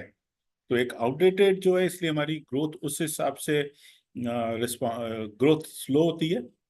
कहीं ना कहीं हम बहुत बार एक सिस्टम में अटक जाते हैं कि हमें बोर्ड ऑफ स्टडीज के पास जाना पड़ेगा, हमें एकेडमिक काउंसिल के पास जाना पड़ेगा, हमें मैनेजमेंट काउंसिल के पास जाना पड़ेगा। ये सब चीज़ों को ओवरऑल करते हुए कहीं ना कहीं हायर एजुकेशन का जो रेगुलेटरी अथॉरिटी, उसमें वो फ्लेक्सिबिलिटी और वो सब हम नेशनल एजुकेशन पॉलिसी के माध्यम से देखने ही वाले हैं, वो मिल रहा है। लेकिन आज की स्थिति में अगर देखा जाए तो स्लो क्यों है? क्योंकि हमारा आउटडेटेड सिलेबस होता है, करिकुलम होता है। उसके बाद में shortage of qualified and experienced faculty members बहुत बड़ा एक चैलेंज है। बहुत जगह पे रिक्रूटमेंट, हम लोग अंडर स्टाफ काम कर रहे हैं, बहुत सारी यूनिवर्सिटीज में काफी सालों से रिक्रूटमेंट कुछ कारणवश नहीं हो पाई है, या फिर जो होती भी है वो हमें जो इंडस्ट्रीज की डिमांड है, जो इंडस्ट्रीज देखना चाहते हैं उस फैकल्टी में या फिर उस करिकुलम में, कहीं ना कहीं शॉर्टेज है क्वालिफाइड और एक्सपीरियंस्ड फैकल्टी मेंबर्स की। ये भी एक कारण है कि हम उतने फास्ट ग्रोथ नहीं कर पा रहे हैं, हमारी स्लो ग्रोथ है as compare to the western university, जहाँ पे एक्सपीरियंस ऑफ जिसको कह सकते हैं आप क्वालिफाइड स्टाफ मिलता है और वो उतने प्रोग्रेसिवली आगे देख पाते हैं। हम लोग रिसर्च आउटपुट में भी काफी पीछे हैं, मतलब वो भी एक हमारा कारण है कि हमारी ग्रोथ स्लो है। जो एक रिसर्च आउटपुट चाहिए, हाँ, वो चाहे पेटेंट्स के रजिस्ट्रेशन के बारे में बात कीजिए, या फिर कन्वेंशनल रिसर्च के बारे में बात कीजिए, या फिर enrolment of PhD, yes there is a progress, no doubt about it. लेकिन अगर हम उसको वेस्टर्न यूनिवर्सिटीज से या फिर इंस्टीट्यूशन से कंपेयर करते हैं, तो कहीं ना कहीं हमारा पेस स्लो है, कहीं ना कहीं हम लोग उस पेस को मैच नहीं कर पा रहे हैं। वो बहुत धीमी गति से चलने वाला जिसको कह सकते हैं हम लोग प्रोग्रेस है। तो रिसर्च आउटपुट अगर देखा जाए तो वो एप्लीकेशन बेस्ड है या फिर वो थ्योरेटिकल बेस्ड है, वो कैसा है? तो हमें वो भी कहीं ना कहीं देखना पड़ेगा कि हमारा जो रिसर्च है, हमारा जो रिसर्च आउटपुट है, वो कहीं ना कहीं उतना जिसको कह सकते हैं कि फायदेमंद होते हुए दिखता नहीं है। उनका कन्वर्जन जो है वो पेटेंट्स में कितना हो रहा है, और वो रेवेन्यू जनरेटेड पेटेंट्स में हो रहा है कि इंटेलेक्चुअल प्रॉपर्टीज में जा रहा है, कहाँ जा रहा है। और अगर हम इवन चाइना से कंपेयर करें या फिर वेस्टर्न वर्ल्ड से कंपेयर करें, तो number of patent registered every year हम शायद कहीं ना कहीं पीछे हैं उनसे, और उसके लिए भी हमें काफी ज्यादा सोच विचार करना पड़ेगा। उसके बाद में है लैक ऑफ मॉडर्न इंफ्रास्ट्रक्चर, जिसके बारे में हमने पहले भी बात की है कि आज जिस स्थिति में हम लोग हैं, या फिर जिस स्थिति में एक जिसको कह सकते हैं कि लोग देखते हैं इंस्टीट्यूशंस को, तो पहला और बहुत बड़ा फैक्टर जो इन्फ्लुएंस करता है और जो पॉजिटिवली इन्फ्लुएंस करता है कि आपके पास इंफ्रास्ट्रक्चर क्या है। आपके पास स्टेट ऑफ आर्ट इंफ्रास्ट्रक्चर है, कि आपके पास एक ऐसा इंफ्रास्ट्रक्चर है जो अभी भी बहुत कुछ लैक कर रहा है, बहुत कुछ पीछे है, और उसको मैच करना शायद हमारे लिए एक चैलेंज है कि हम कैसे अपने आप को इक्विप्ड करें कि वो स्टेट ऑफ आर्ट में कन्वर्ट हो। नो डाउट अबाउट इट कि काफी ज्यादा प्राइवेट यूनिवर्सिटीज ने अपने आप को स्टेट ऑफ आर्ट इंफ्रास्ट्रक्चर की तरफ डेवलप किया है, और वो किसी वेस्टर्न यूनिवर्सिटी या फिर कैंपस से कम नहीं है। लेकिन हम लोग यहाँ पे बात कर रहे हैं कि बहुतांश जो इंस्टीट्यूशन है उनकी क्या स्थिति है, तो कहीं ना कहीं हम उसमें पीछे दिखते हैं। फिर naught L well connected with the world और ग्लोबल रिसर्च नेटवर्क्स। हम आज अपने आप को अगर नेटवर्किंग की बात करें, हम अपने आप को कनेक्ट की बात करें, तो कहीं ना कहीं ऐसे हमें दिखता है कि वो कनेक्ट हमारा उतना स्ट्रांग नहीं है, वो कहीं ना कहीं कम पड़ते हुए दिखता है। कहीं ना कहीं हम लोग उसको उतना इस्टेब्लिश नहीं कर पाए हैं, जहाँ पे एक यूनिवर्सिटी का दूसरे से, दूसरी का तीसरे से, या फिर जो जाला हम बात करते हैं, या फिर हम जिस जाले की बात करते हैं, वो जाला कहीं ना कहीं अभी भी बिनना बाकी है, उसको उस पर काम होना बाकी है, उतना स्ट्रांग नहीं है। काफ़ी यूनिवर्सिटीज़ का जरूर है, लेकिन हम अगर 950,000 यूनिवर्सिटीज़ की बात कर रहे हैं जो यूजीसी से एफिलिएटेड हैं, और तो हम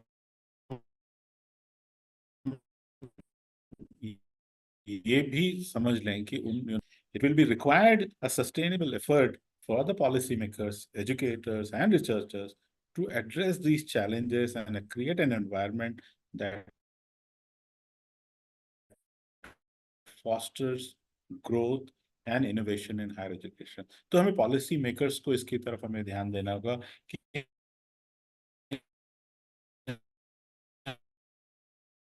हम कैसे इसको ग्लोबल जिसको सिटीजन तैयार करने की बात अपने इसमें करते हैं कि हमारा जो नागरिक है वो विश्व के किसी भी राष्ट्र में जब जाता है तो अपने आप को एक इतना केपेबल समझे कि वो वहाँ पे कॉम्पीट कर सके। तो एक ग्लोबल कॉम्पिटिटर अगर हमें तैयार करना है तो हमें निश्चित तरीके से उस हिसाब का infrastructure, innovation, funding, research, outcomes, ये शायद हमें देने होंगे। करिकुलम को हमें अपडेट रखना पड़ेगा, जो इंडस्ट्री की डिमांड है उस हिसाब से हमें चलना पड़ेगा। तो चैलेंजेस जरूर हैं, लेकिन चैलेंजेस जब आते हैं तभी काम होता है। चैलेंजेस ना हो तो शायद हम उतना ज्यादा इनोवेशन की तरफ ध्यान भी ना दें। तो वो एक एस्पेक्ट है जिसके ऊपर हम लोग काफी कॉन्शियसली हमें काम करना पड़ेगा। तो एकेडमिक लीडरशिप का जिसको कह सकते हैं कि एक अनन्य महत्व जो है वो काफी ज्यादा है। और उसमें आपको एज अ जिसको कह सकते हैं एकेडमिक लीडरशिप, हमें इम्पोर्टेंस जो है वो है कि हमें सेटिंग स्ट्रेटेजिक डायरेक्शन, हमें स्ट्रेटेजिक डायरेक्शन डिसाइड करनी पड़ेगी। हमें किस तरफ जाना है, हमें कैसे जाना है, हम कैसे ले जा पाएंगे। जैसे मैंने कहा कि विजनरी लीडरशिप की बात हो रही है, हम कैसे ये जो नेशनल एजुकेशन पॉलिसी ने हमें सब कुछ दिया है, इलेक्टिव्स के बारे में बात करें या फिर हमें मल्टी डिसिप्लिनरी अप्रोच के बारे में बात करें, अर्ली एंट्री और एग्जिट की बात करते हैं, मल्टीपल एंट्री और एग्जिट की बात करते हैं, मातृभाषा में शिक्षा की बात करते हैं, अ, बहुत सारे जो चैलेंजेस हैं उन चैलेंजेस को मीट करने के लिए स्ट्रैटेजिक डायरेक्शन कैसे हमारी रहेगी, हमें एक्सेलेंस को कैसे प्रमोट करना है, और वो सस्टेनेबल एक्सेलेंस का प्रमोशन काफी ज्यादा मायने रखता है। हम कैसे करेंगे कि हमारे जो यूनिवर्सिटीज हैं, हमारे जो इंस्टीट्यूशन ऑफ हायर एजुकेशन है, कॉलेजेस हैं, इंडिपेंडेंट बॉडीज जो हैं, ऑटोनॉमस बॉडीज हैं, यहाँ पे रिसर्च और इनोवेशन का कल्चर कैसे तैयार हो, वो हमें देखना होगा। उसी के बाद में हमें ये भी देखना होगा कि एनरिचिंग स्टूडेंट एक्सपीरियंस, बच्चों को भी, लर्नर्स को भी एक एनरिचमेंट मिले, एक नयापन मिले, एक नई सीख मिले, एक नया एस्पेक्ट उनको मिले, ताकि वो यूनिवर्सिटीज या फिर कॉलेजेस की तरफ जाने के लिए आकर्षित हों, जाएं, रिसर्च करें। ये कब होगा? जब उन्हें वो एनरिचमेंट मिलेगी, जब वो उन्हें उसका लाभ दिखने लगेगा कि हाँ, ये इंस्टीट्यूशंस मेरी जरूरतों को, मेरी आकांक्षाओं को, मेरे इंटरेस्ट को, मेरी अभिरुचि को कहीं ना कहीं मैच करते हुए दिख रहे हैं। कहीं ना कहीं मेरा वो जो ड्रीम है, जो मेरा जो सपना है, जो मैं करना चाहता हूँ, वो फुलफिल होते हुए जब दिखता है, तो वो स्टूडेंट एक्सपीरियंस भी बहुत जरूरी है। हमें कहीं ना कहीं अपने रेपुटेशन को, इंस्टीट्यूशनल ब्रांडिंग को, चाहे वो एक्रेडिटेशन के माध्यम से हो, चाहे वो प्लेसमेंट्स के माध्यम से हो, चाहे वो कम्युनिटी कनेक्ट के माध्यम से हो, चाहे वो नेटवर्क के माध्यम से हो, चाहे हमारे सिलेबसेस के करिकुलम्स के माध्यम से हो, एक रेपुटेशन, कैपेसिटी बिल्डिंग हमारी फैकल्टीज की हो, उनकी एनरिचमेंट की बात की जाए, उनके एक्सपीरियंसेस की बात की जाए, उनको स्कॉलरशिप्स देने की बात हो, बच्चों को स्कॉलरशिप देने की बात हो। तो स्ट्रेंथन करना है इंस्टीट्यूशनल रेपुटेशन को। और यहाँ पे फिर से क्वेश्चन जो आता है, वो कौन कर सकता है? तो एकेडमिक लीडर कर सकता है। हमारा जो एकेडमिक लीडर है, उसे उस रेपुटेशन को बनाना है। और आप सबको मालूम है, रेपुटेशन एक दिन में नहीं बनता, उसको वक्त लगता है। उसको उसको धीरे धीरे, उसको फेज मैनर में हमें लेके चलना पड़ता है, और उसको काफी सिस्टमैटिक जिसको कह सकते हैं हमें आगे लेके चलना पड़ता है, स्टेप बाय स्टेप लेके चलना पड़ता है। मेजरेबल आउटकम्स के बारे में देखना होता है, सिर्फ ऑब्जेक्टिव्स रख के नहीं चल पाते हैं या एम्स रख के नहीं चल पाते हैं। और जो भी ऑब्जेक्टिव रखा है, जो भी हमारा एम रखा है, क्या वो मेजरेबल है, क्या वो हम चल रहे हैं उस डायरेक्शन में कि नहीं चल रहे हैं। एक डायरेक्शनल जो है वो। और सबसे बड़ी बात, हमें इंश्योर करना होगा हमारी फाइनेंशियल स्टेबिलिटी को। क्या हम अपने आप रिसोर्सफुल बन सकते हैं? क्या हमारा इंस्टीट्यूशन सस्टेन कर सकता है क्या? चाहे वो सैलरीज हो, चाहे वो इंफ्रास्ट्रक्चर हो, चाहे वो रिसर्च हो, इनोवेशन हो। यूनिवर्सिटी सस्टेन कर पा रही है क्या? Institution of higher education sustain कर पा रहे हैं किस चीज को? फाइनेंशियल स्टेबिलिटी को। बिकॉज फाइनेंसेस हैं तो दिशा है, फाइनेंसेस हैं तो इनर वेल को भी एक ताकत मिलती है to bring that dream into reality. And that can happen if we have financial stability. अगर हमारे पास आर्थिक सुलभता और आर्थिक स्थिरता है, और वो हम संशोधन के माध्यम से, वो हम नवीन उपकरणों के माध्यम से, नवीन करिकुलम्स के माध्यम से, नवीन नए कोर्सेज के माध्यम से हम वो ला सकते हैं। और ये कब होगा? जब वो पूरा एक जिसको कह सकते हैं कि हम पूरी चीज को इवॉल्व करके, क्या चाहिए, क्या बच्चों को चाहिए, क्या मार्केट को चाहिए, आज जॉब इंडस्ट्री को क्या चाहिए, अगर वो हम कहीं दे पाए तो डेफिनेटली मुझे लगता है कि वो एक बहुत सिग्निफिकेंट मूव होगा। और उसकी जो चैलेंजेस हैं जिसको हमें एड्रेस करना है एकेडमिक लीडरशिप को इंडिया में, हमें कहीं ना कहीं ये लगता है कि हम इनोवेशन में पीछे हैं। कहीं ना कहीं हमें ऐसा लगता है कि हम अकाउंटेबिलिटी में भी शायद उतना एक्सेप्टेंस रोल में नहीं है। हमें कहीं ना कहीं लगता है कि ये तो जैसा आया है उसी को चलने देना है। तो अकाउंटेबिलिटी कहीं ना कहीं एक ये होती है। सबसे बड़ा चैलेंज है लिमिटेड रिसोर्सेज, क्योंकि हम एक ऐसे राष्ट्र में हैं जहाँ पे लोक संख्या और जहाँ पे जिस पीढ़ी की हम बात कर रहे हैं, जिस एज ग्रुप की हम बात कर रहे हैं, जिन बेनिफिशियरीज की हम बात कर रहे हैं, वो करोड़ों में है। तो कहीं ना कहीं रिसोर्स क्रंच है, लिमिटेड रिसोर्सेस हैं। लेकिन उन रिसोर्सेस का मल्टीपल यूसेज कैसा हो सकता है, या फिर उनको ज्यादा से ज्यादा यूज हम कैसे कर सकते हैं, ये फिर से एक एकेडमिक लीडरशिप की बात होती है। जहाँ पे आपने देखा होगा कि बहुत सारे पॉलिटेक्निक्स अभी डबल शिफ्ट में चल रहे हैं, तो रिसोर्सेज को मोबिलाइज करना है। जो रिसोर्सेज आइडल पड़े हुए हैं, जो रिसोर्सेज सिर्फ 8 घंटे के लिए यूज होते हैं, उनको हम मल्टीपल यूज कर सकते हैं क्या? मल्टीपल यूजर दे सकते हैं? कैसे कर पाएंगे लिमिटेड रिसोर्सेज को? और उसी के बाद में कोलैबोरेशंस की एक बहुत बड़ी चैलेंज है। और मैंने जैसे कहा कि इंडस्ट्री और एकेडमिया में होने वाला कोलैबोरेशन जो एक डिमांड है आज की, और वो डिमांड काफी यथार्थता में है, काफी जिसको कह सकते हैं कि एक अकाल्पनिक नहीं है, काफी जिसके बारे में बहुत बार कल्पना की जा सकती है। और हम कहीं ना कहीं इसमें थोड़ा कम है, हमारा वो कोलैबोरेशन हो नहीं पाता, या फिर एमओयू क्रियान्वयन तक नहीं जा पाते हैं। एमओयूज बहुत होते हैं, हमने देखा बहुत सारी यूनिवर्सिटीज, बहुत सारे कॉलेजेस एमओयू साइन होते हैं, लेकिन उन पे क्रियान्वयन कैसे करना, उन पे वर्क कैसे करना, ये चैलेंज होता है। और सबसे बड़ा चैलेंज जो है वो रेजिस्टेंस टू चेंज।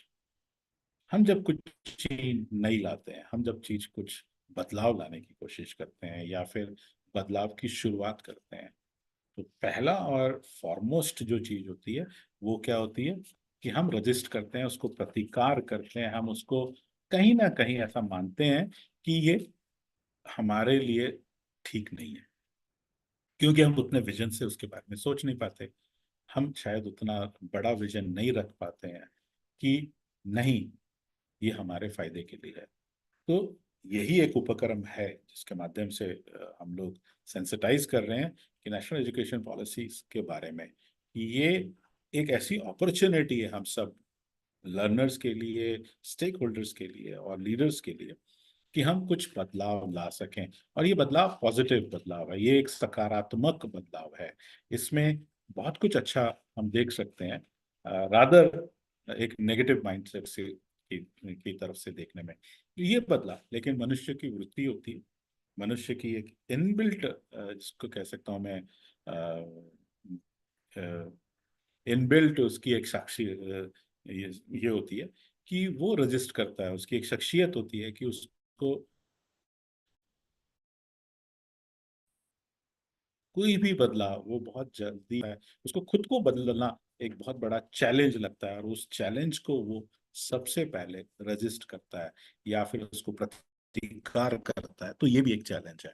हम देखेंगे अभी academic leadership in the context of national education 2020।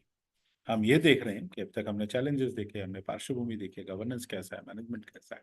अब हम जो देख रहे हैं वो 2020 में जो लीडरशिप की बात हो रही है, उसमें पहला जो है curriculum design, need a flexible and interdisciplinary curriculum. Yes, we are moving to that. और ये हमें एकेडमिक लीडरशिप के माध्यम से पहला जो पड़ाव है, पहला जो जिसको कहना कि पहली सीढ़ी जो है, पहली जो स्टेयरकेस की जो पहली जो स्टेप है, वो कौन सा है? तो करिकुलम डिजाइन। और वो करिकुलम डिजाइन कैसा होगा? फ्लेक्सिबल। और वो दिख रहा है हमें कि जैसे हम अभी इम्प्लीमेंटेशन मोड में जा रहे हैं, जहां से हम स्टूडेंट सेंट्रिक अप्रोच में जा रहे हैं, हमें कहीं ना कहीं ये दिख रहा है कि वो फ्लेक्सिबल होते हुए दिख रहा है। बच्चों को इलेक्टिव्स मिल रहे हैं, बच्चों को ज्यादा ऑप्शंस मिल रहे हैं, उनको सब्जेक्ट्स की चॉइसेस मिल रही हैं। और जैसे मल्टीपल एग्जिट और मल्टीपल एंट्री है, तो वो फ्लेक्सिबिलिटी भी आ रही। मैं अपने पेस से, मैं अपनी चैलेंजेस के साथ में, मैं अपनी रिक्वायरमेंट्स के हिसाब से, मैं अपने हिसाब से लर्नर के दृष्टिकोण से सीखने वाला। पहले एक रिजिड सिस्टम थी कि आपको अगर ग्रेजुएशन करना है तो आपको 8 साल में, 5 साल में, पोस्ट ग्रेजुएशन करना है तो इस सालों में, या फिर आपको पीएचडी करनी है तो इतने। तो उसके बाद में जो बच्चा फर्स्ट ईयर में ड्रॉप आउट हो जाता था कुछ कारणवश, जहाँ पे अगर हम अपनी महिलाओं के बारे में बातें करें या फिर लड़कियों के एजुकेशन के बारे में बात करें, तो कोई एक पड़ाव ऐसा आता था कि जहाँ पे कुछ कारणवश एजुकेशन छूट जाता था, और उस छूटे हुए एजुकेशन में वापस आना एक बहुत बड़ा चैलेंज होता था, क्योंकि फिर से एबीसी से शुरू करना, फिर से फर्स्ट ईयर में एनरोलमेंट करना, तो एक डिटरेंट हो जाता था एजुकेशन के मुख्य प्रवाह में वापस आना। हमें ये मालूम है कि नेशनल एजुकेशन पॉलिसी आज हमें वो फ्लेक्सिबिलिटी दे रही है। बहुत सारे स्टूडेंट्स उसको उसका उपयोग करेंगे नियर फ्यूचर में। कुछ बच्चे एजुकेशन कुछ कारणवश छोड़ देते थे, फिर मुख्य प्रवाह में नहीं आ पाते थे। तो मुझे लगता है कि वो फ्लेक्सिबिलिटी और वो एक इंटर डिसिप्लिनरी करिकुलम, जिसकी हम बहुत सालों से एक जिसका कहें हम इंतजार भी कर रहे थे कि एक ऐसा अप्रोच आए कि बच्चा साइंस स्ट्रीम वाला कॉमर्स, और कॉमर्स स्ट्रीम वाला आर्ट्स, और आर्ट्स वाला साइंस के कुछ सब्जेक्ट्स के कॉम्बिनेशन की फ्लेक्सिबिलिटी के साथ जा सकता है, इंटरडिसिप्लिनरी अप्रोच के माध्यम से जा सकता है। तो वो एक प्लेटफॉर्म, वो एक फ्लेक्सिबिलिटी आज हमें दिख रही है। और वो एकेडमिक लीडरशिप के माध्यम से हम कैसे दे पा रहे हैं, उसकी फ्लेक्सिबिलिटी हम कैसे रख रहे हैं, it is going to make a huge impact. And that is where the academic leadership comes, what they are offering to the students on the platter, what they are offering to the students. These are elective, these are the options. One can go from one stream to another, one faculty to another, from engineering to conventional, or for conventional to engineering. Yes, there are challenges, no doubt about it, but at least the door is open. At least one can walk in. At least the child or the learner is going to decide what suits him more. He will learn by his pace, by his choice. Till now, it was very limited. Now it is open. We are going to see pedagogical practices to promote active and experiential learning, more on hands-on experience, more on learning by doing. Okay, a lot of significance to practical approach, no doubt. The theoretical is going to build the foundation. Without that, it is not going to be a practical anymore.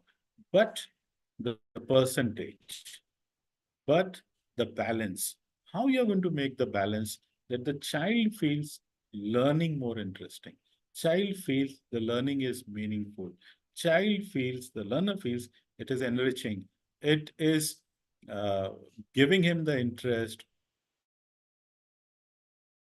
or the love for the study.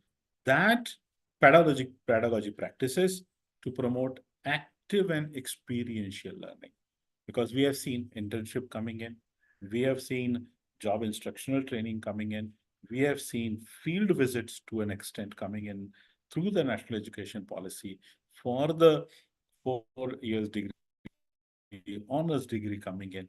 So the flexibility, so the what I would say, the experiential learning, conscious thought is being given that one particular semester can be just for an internship. And an internship is not limited only to the technical subjects. It is being brought into for the non-technical subjects, for humanities, for commerce, for management, for medical. No doubt about all these are having, you may say, their own strengths. But when we talk about social sciences, what a student of psychology can do? Can you do an internship under a rehabilitation center? Can you go for an old age home? Can you go for a special education? Can you go to meet a psychiatrist, work under a psychiatrist for a period of 1 month, 2 months, 3 months, depending upon the demand, depending upon the credits, depending upon so many aspects. So it's more of a learning by doing it. Third aspect is research and innovation to derive and develop higher education. Now we are seeing that funding is going to be done, and there is going to be a foundation which is going to has started with a seed amount of 500 crores for research and innovation to drive the development of higher education. जिसको कह सकते हैं एक दिशा दिखाना, जिसको कह सकते हैं कि हमें ऐसी रिसर्च करनी है जो एक्शन बेस्ड हो सके, जो रिजल्ट ओरिएंटेड हो सके, जो अप्लाइड रिसर्च हो सके, जो हमारी समस्याओं को रोजमर्रा की समस्याएं हैं या फिर चैलेंजेस हैं, उनको कहीं ना कहीं डायरेक्शन देने वाली, उन पे फोकस्ड, उन पे कंसर्न्ड हो सकती है क्या? सो देयर इट कम्स कि yes, we have to work on such type of researches which are going to drive the development. Internalization by establishing partnership with international universities, NEP is talking about.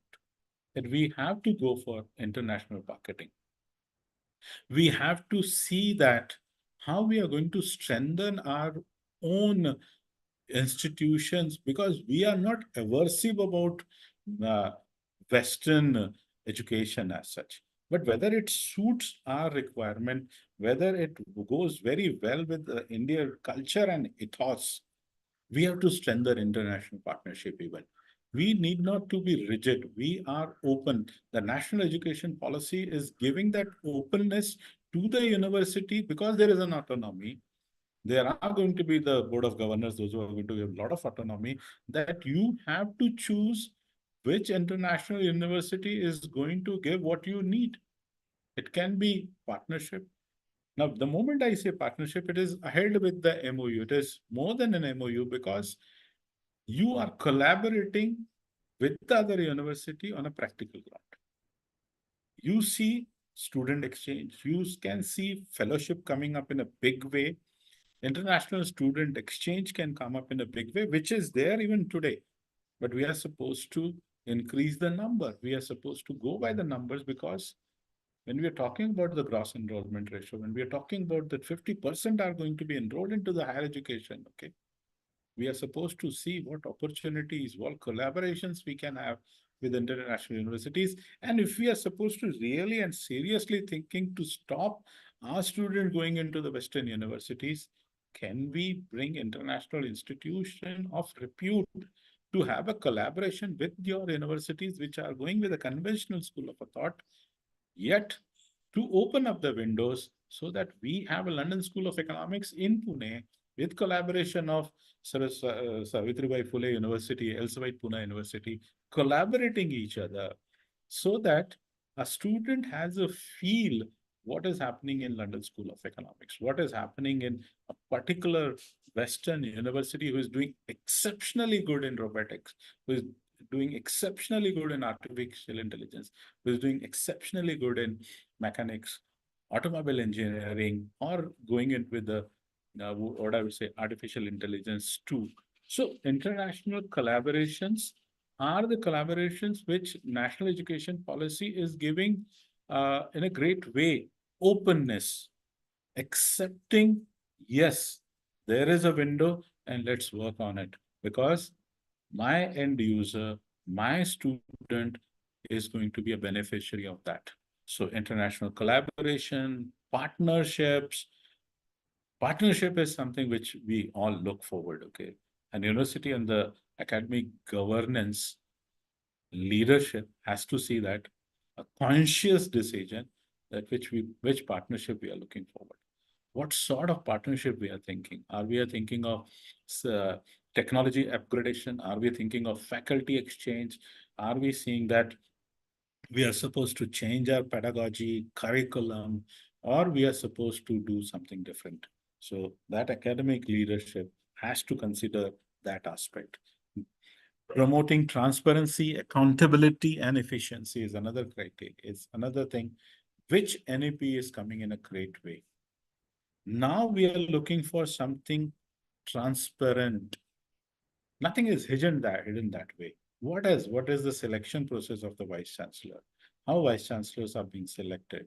Transparency, because everything is being put on a record now. Everything is being put on a digital platform, okay, as a mandatory disclosure. As an institution has to put in, what are the mandatory disclosures? What are the criteria you're looking to select a particular person? What is that prerequisite to be a particular faculty or a center head of an innovation center or a uh, dean? Transparency is coming into existence, is going to be something which is going to be the hallmark of the national education policy. A lot of transparency, because nothing has to be hide, and you cannot hide anything when you are coming to education. And when we talk about the first personal quality which I have talked about, the leadership was integrity. And integrity will come when you have transparency. So transparency, at the same time, with transparency, we are talking accountability, okay? A lot of accountability has to come into higher education or has to come into administration, in leadership. It cannot be that I have taken up a decision, but I'm not accountable to it. As I've said, as a personal quality or the professional competency, when I talked about decision making, when I talked about decision making, I've said whether the decision was profitable or whether it was non-profitable, whether it was something which has done good for my academic institution's excellence, or whether it has hindered my, what I would say, academic excellence. So accountability, responsibility, and seeing the efficiency also coming in a big way. Because we all are here to see the end result.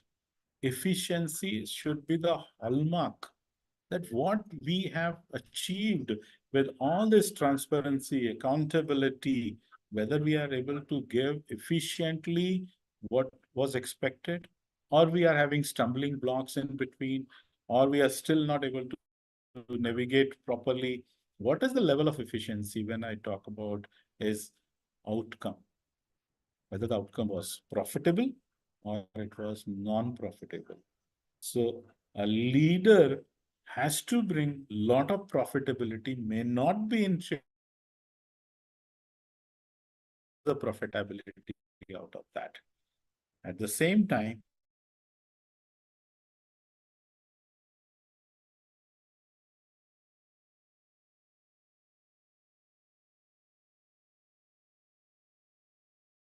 Marathwada University, Aurangabad, is one way, is one mean, but it is not all the way. Okay?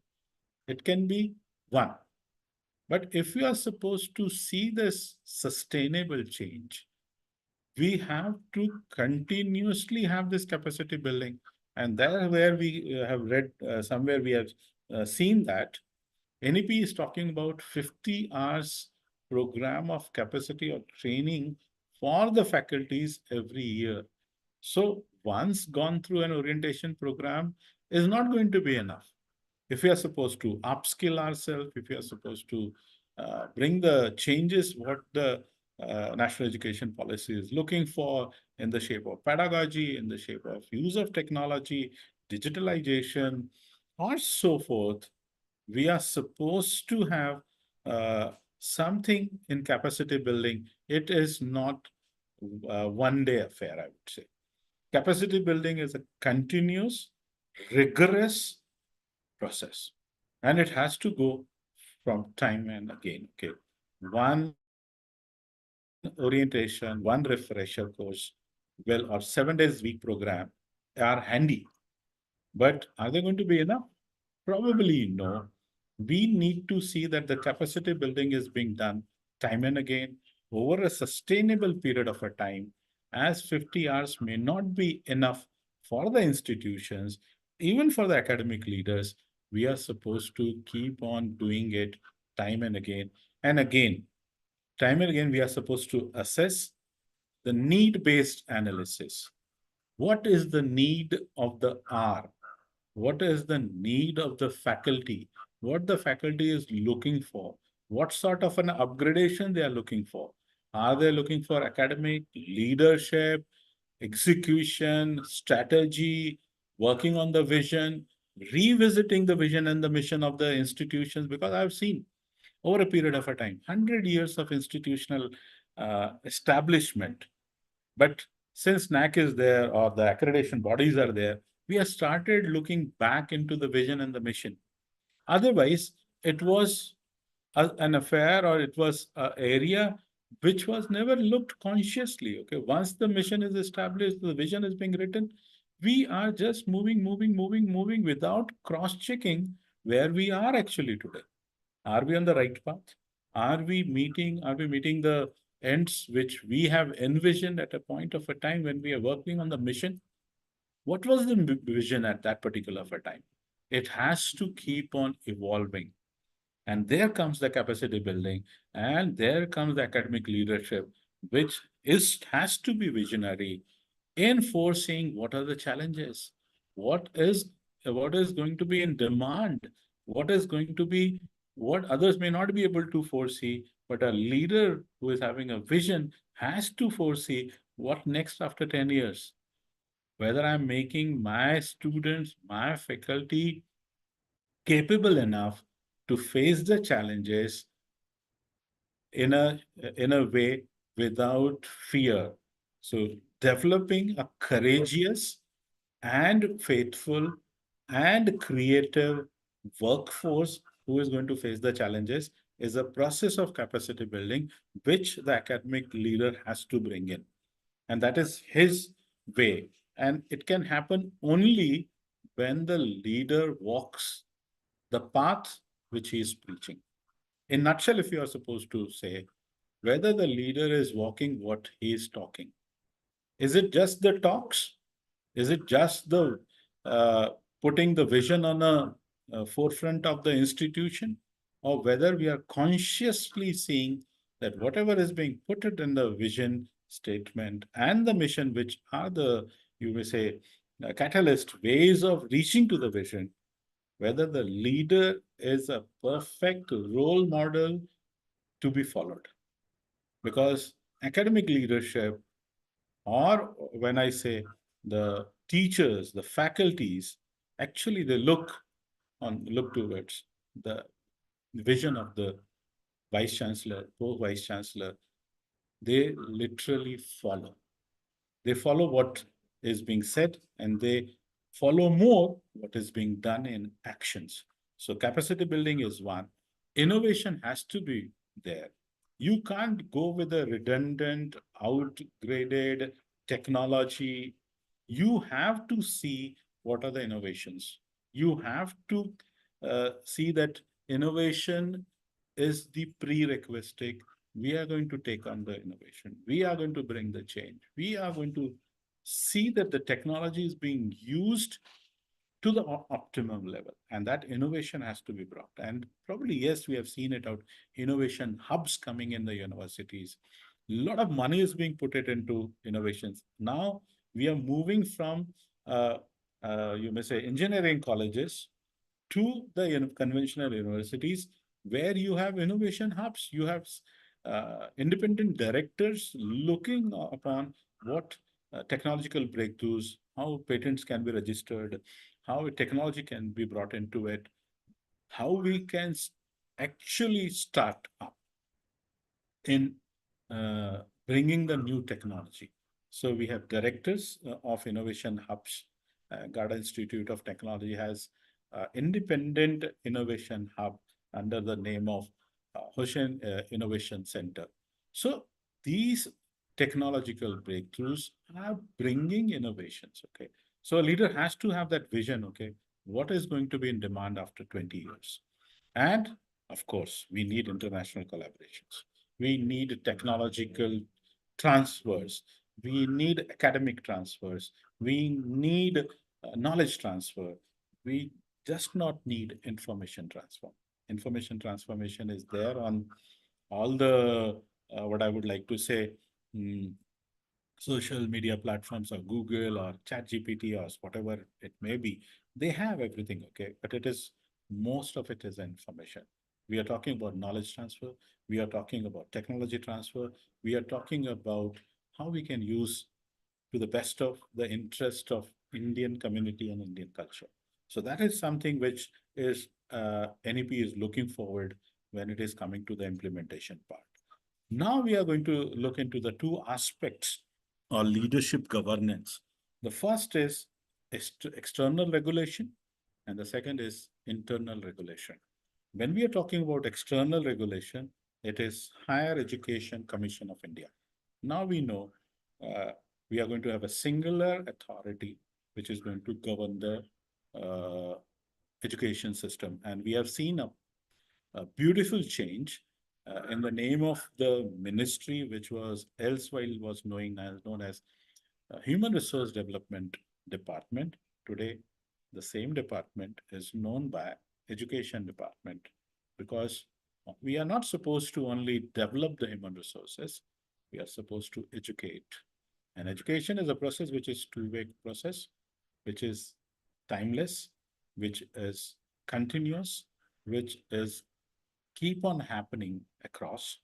So we have one external regulation, which is going to be in shape of Higher Education Commission of India, and internal is going to be institutional leadership and self-governance.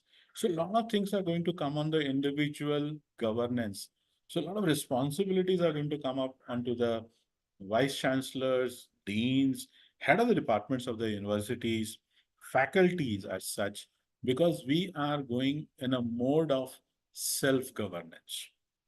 Yeah, we need an external agency, no doubt about, to make a framework. We are going to get into the details also when we talk about Higher Education Commission of India, because that is going to be the regularity authority. It is the authority which is going to regulate. The first is National Higher Education Regulatory Council, which is NHERC. It is going to be predominantly going to regulate how the education in India, particularly higher education, is to be governed, is to be regulated. What is going to be the parameters? What are going to be the authorities? What are going to be the combinations, commissions, okay? That regulation has to be done, because time and again we have seen it out that it should be easy. It should not be very tight, very rigid. There should be some autonomy. There should be some scope for innovation. There should be some leverage, flexibility. And we are going to see that how NHERC is going to do that. Then we are going to have Higher Education Grant Council, which is going to be one of the vertical of Higher Education Commission of India. Higher Education Commission of India is going to be a commission which is going to have full autonomy in its functions, in its developing its rules and regulations, developing its own framework, how the education in India is going to be run, particularly higher education, is the basic thing which the commission is going to look into it. So higher education grants, which the word itself, grants, means funds, how the funds are going to be regulated. We are going to see that in details also. Then we have General Education Council, that is GEC, General Education Council. What is the General Education Council is going to do? We are going to see that also. And National Accreditation Council. So in all, we are going to have 4 verticals. Thus 4 verticals are already established, which are going to see that how the governance of Indian education or higher education in India is going to be done. Now let us focus on National Higher Education Regulatory Council. The word regulatory itself means how it is going to be regulated, how it is going to function. A single point regulator. Now, this is a significant change from a very conventional thought to a new thought that we are going to have a single point regulator for higher education sector, including teacher education, but excluding medical and legal. Now, we were having University Grant Commission as a regulatory authority. But at the same time, we are having independent bodies also. AICT used to look forward for technical education. Some other bodies used to look forward for some management. Some other bodies used to look for food and technology. There was supposed to be another one which is supposed to look for the environment. Medical Council of India is still being kept as a excluding, and the legal, that's the Bar Council of India and all, which are the regulatory bodies to streamline education about medical in India.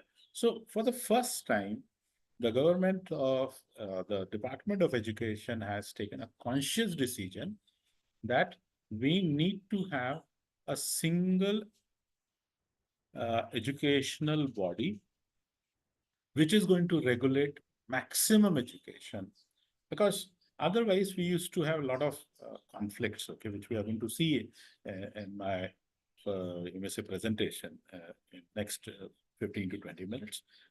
To overcome that challenge of conflict, to overcome the clashes, to overcome delay in decision making, to speed up establishing institution of higher education, a single authority with autonomy can go far ahead in reaching what the Indian education system actually requires for. So to speeding it up, to see that the decisions are taken in a timeline system. Okay. Now we are in a system where things are moving with a timeline. The moment I say timeline means there are periods. This has to be done. Otherwise, if it is not being done, it is considered that the authority has no objection, we can move on. And if you have an objection, you are supposed to raise the objection in the process itself within the time limit, within the timeline. So a single authority, single point regulation for higher education sector, including teacher. Now we are not having a National Council for Teacher Education, a separate entity. Now it is going to be merged. And it is going to be merged under what? It is being merged under National Higher Education Regulatory Council. So one single, as we all have Chief Election Commission. So it actually governs every election. It governs right from the Gram Panchayat elections to the presidential elections under a single body. There are no multiple bodies. That, okay, the Gram Panchayat elections are going to be looked after by the state. Everything is to be regulated under as a universalization, I would like to say, that we are not supposed to have too many windows to process. Can we have a single window system where a single application for permissions, affiliation, regularization, all these aspects, okay? Even the national education policy talks about getting away with the affiliations, okay? And universities should be an independent body just to work in the field of research and innovation and doing what I will say substantial research work, where affiliated colleges are supposed to do a lot of academic and curriculum work. So moving from multiple regulatory bodies, we are coming to a single regulatory body which is going to govern higher education in India. Then we have the second aspect, as I said, was Higher Education Grants Council. Now, what this grant council is going to do? The first and the foremost thing which a grant council is supposed to do is funding, because when we talk about innovation, when we talk about research, when we talk about from where the infrastructure is going to develop, Because today we have 12 FB, 12A and 12 FB by the UGC. If you are being under that particular norm, you are have the access to the grants, okay, 2B and 12FA.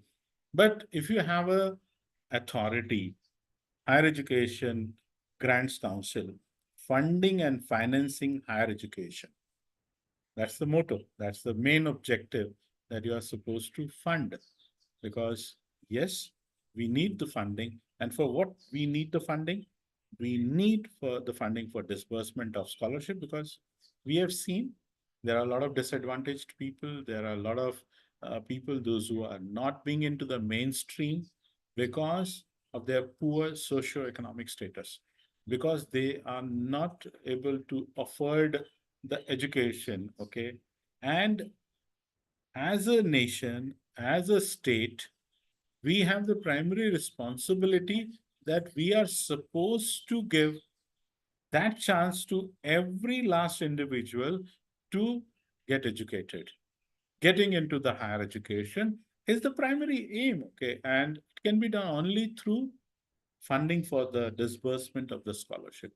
And now these scholarships cross board, this scholarship from right from going for a humanities master's degree to a graduate degree to master's degree to PhD's degrees, even to researches and all. And fellowship for the capacity building, fellowship for the, I would like to say, our, you may say, faculty members, those who are coming from different backgrounds, okay, may not be able to enrich their educational qualification. So whether it is a faculty improvement program, whether it is a sabbatical leave, whether it's an exchange program or international exchange program, or sending our own students on a scholarship to different Western universities, or the universities, those who are doing exceptionally well, can we sponsor them through fellowships and scholarships? Development funds for launching new focus areas, expanding quality program offerings. So a university has to fund. And what they are supposed to fund? Quality programs. And these quality programs are to be funded by the universities or the institutions of higher education. ये वही कर सकते हैं क्योंकि आपके पास अगर fund available है तब ये हो पाएगा। और ये जो ग्रांट्स कमीशन है, जिसका हायर एजुकेशन ग्रांट्स कमीशन नाम रखा गया, इसमें प्राइमरीली फोकस इसी पे किया जा रहा है कि हम लोग डिसबर्समेंट करें, फंड्स को डिसबर्समेंट करें।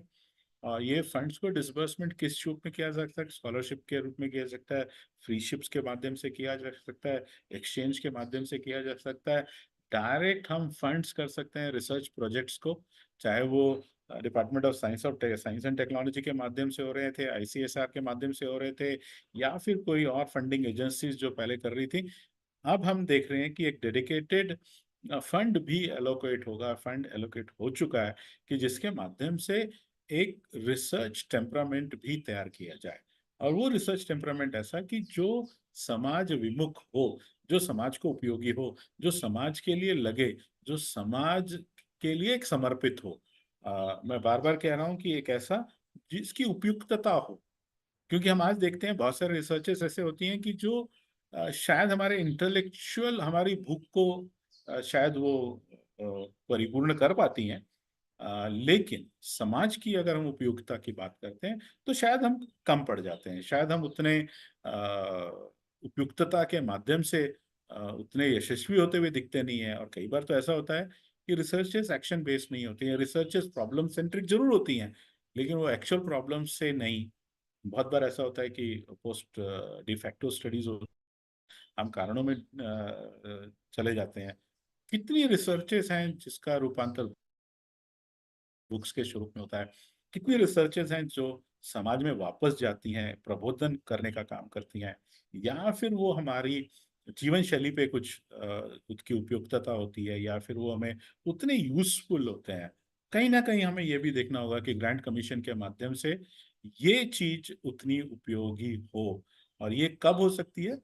जब हमारे पास फंड्स उपलब्ध हैं, जब हम उसके ऊपर उतने ज्यादा फंड्स दे सकें जितने यूनिवर्सिटीज को या फिर इंस्टीट्यूशंस को अपेक्षित है। और ये कब होगा? जब एक सिंगल रेगुलेटरी अथॉरिटी होगी, और वो single regulatory authority national education policy में हमें कहीं ना कहीं दिख रही है, एक अस्तित्व में आ चुकी है, जिसको सीड अमाउंट भी कुछ हद तक 500 करोड़ की सीड अमाउंट से उसकी शुरुआत हो चुकी है, और हम देख रहे हैं कि उस पे काम हो रहा है। और जो रिसर्चेस आ रही हैं वो रिसर्चेस कैसी हों, समाज के लिए यूजफुल हो, रादर हमारी बौद्धिक को कहीं सेटिस्फाई करते हुए दिख रही हैं, इंटेलेक्चुअल को सेटिस्फाई। हम देखना चाहते हैं कि ये समाज के लिए ज्यादा से ज्यादा उपयुक्त हो, समाज को ज्यादा से ज्यादा उसका उपयोग हो, और वो कहीं ना कहीं चेंज मेकर आए, और कहीं ना कहीं पेटेंट्स के स्वरूप में वो डेवलप हो, कहीं ना कहीं वो उपयुक्तता की तरफ जाएं और बहुत ज्यादा रैशनैलिटी की तरफ जाएं। तो यस, एक उसका उद्देश्य है। और स्कॉलरशिप के माध्यम से मैं बार बार कह रहा हूँ कि जो डिसएडवांटेज्ड हैं, जो इकोनॉमिकली पुअर हैं, जो अपनी खुद की एजुकेशन को ज़्यादा नहीं देख पा रहे हैं या फिर ले नहीं पा रहे हैं, क्यों नहीं ले पा रहे हैं? क्योंकि उनके पास वो फंड्स नहीं है। तो हायर एजुकेशन ग्रांट्स काउंसिल का ये एक बहुत बड़ा दायित्व होगा कि वो कहीं ना कहीं इस चीज को दे पाएगा, और वो फंड्स प्रचुर मात्रा में उपलब्ध हो सकते हैं और इनोवेशन के लिए हमें यूज हो सकते हैं। तीसरा जो आयाम है, तीसरा जो वर्टिकल है, वो है नेशनल एक्रेडिटेशन काउंसिल। आप सब लोगों को नैक अवगत है, आप लोगों ने नैक के एक्रेडिटेशन की पूरी प्रोसेस, री एक्रेडिटेशन, कुछ तो इंस्टीट्यूशन हैं जो चौथे साइकिल में पहुंच चुके हैं, कुछ पांचवे में। एक ऑटोनॉमस बॉडी जो हमें एक्रेडिएट करने के लिए मदद करती है, हमारा मूल्यांकन करने के लिए कि हम कहाँ पे हैं, हमारी इंटरनेशनल नेशनल स्टैंडिंग कहाँ पे है, हम समाज के प्रति हमारा जो दायित्व है, या फिर हमारी जो जिसको कहते हैं रेपुटेशन की बात कर रहे हैं, या फिर हमारी इंस्टीट्यूशन की जो ब्रांडिंग की हम बात करते हैं, हम कहाँ पे हैं, हमारा अस्तित्व कहाँ पे है। तो एक ऐसी ऑटोनॉमस बॉडी, जिसको हम कह सकते हैं काफी पारदर्शक बॉडी, जो हमें रैंकिंग दे पाए, वो ग्रेडिंग के माध्यम से हो सकती है, वो अंकों के माध्यम से हो सकती है, हम कहाँ पे कौन सी पायदान पे हैं, और एक मेटा एक्रीडेटिंग बॉडी है जिसको माइक्रो लेवल तक देखना है कि स्टूडेंट्स की प्रोग्रेशंस कैसी हो रही हैं, उनकी प्लेसमेंट्स कैसी हो रही हैं, वो समाज में जाने के बाद में कितने यशस्वी हो रहे हैं, कितने ड्रॉप आउट्स हैं जो मेन स्ट्रीम में नहीं आ पा रहे हैं, कौन से कारणों से नहीं आ पा रहे हैं, स्टूडेंट्स के साथ साथ में फैकल्टी की कैपेसिटी को कैसे विकसित किया जा रहा है, उनके कैसे कोलैबोरेशंस हैं, उनकी आउटरीच कैसी है, उनका नेटवर्क कैसा है, उनका रिसर्च कंसल्टेशन कैसा है, वो कितना समाज को उपयोगी प्रोजेक्ट्स को कर रहे हैं, रिसर्च कर रहे हैं, इनोवेशन ला रहे हैं, पेटेंट्स ला रहे हैं, खुद की स्टैंडिंग क्या है, उनकी खुद का रिकॉग्नाइजेशन क्या है, उनको कौन सा अस्तित्व या फिर उनको कौन सा क्या कह सकते हैं कि रिकॉग्नाइजेशन मिलता है।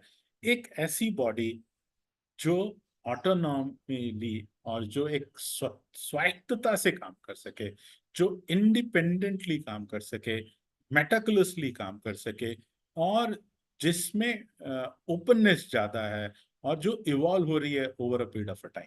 आपने देखा होगा कि नैक का पहला एक्रेडिटेशन और आज के एक्रेडिटेशन में नैक किस हिसाब से पहले देखा करती थी और आज किस हिसाब से, तो एक पर्सपेक्टिव चेंज हमें दिखता है कि हमने शुरू में देखा बहुत ज्यादा चैलेंजिंग लगा, लेकिन आज काफी कुछ ज्यादा वो यूजर फ्रेंडली हो चुका है।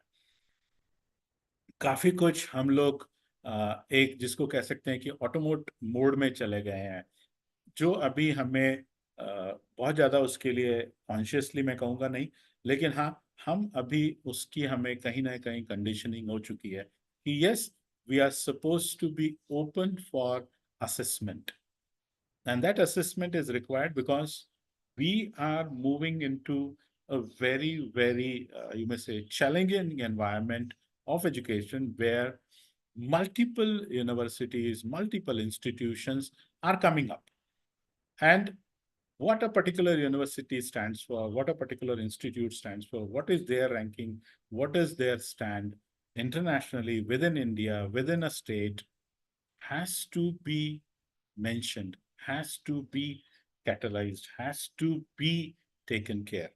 And probably, yes, National Accreditation Council will be taking that charge to even accrediting technical institutes, accrediting conventional art, science, commerce, universities, colleges, institution of national repute,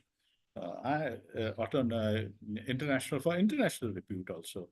And somewhere that openness has to be created.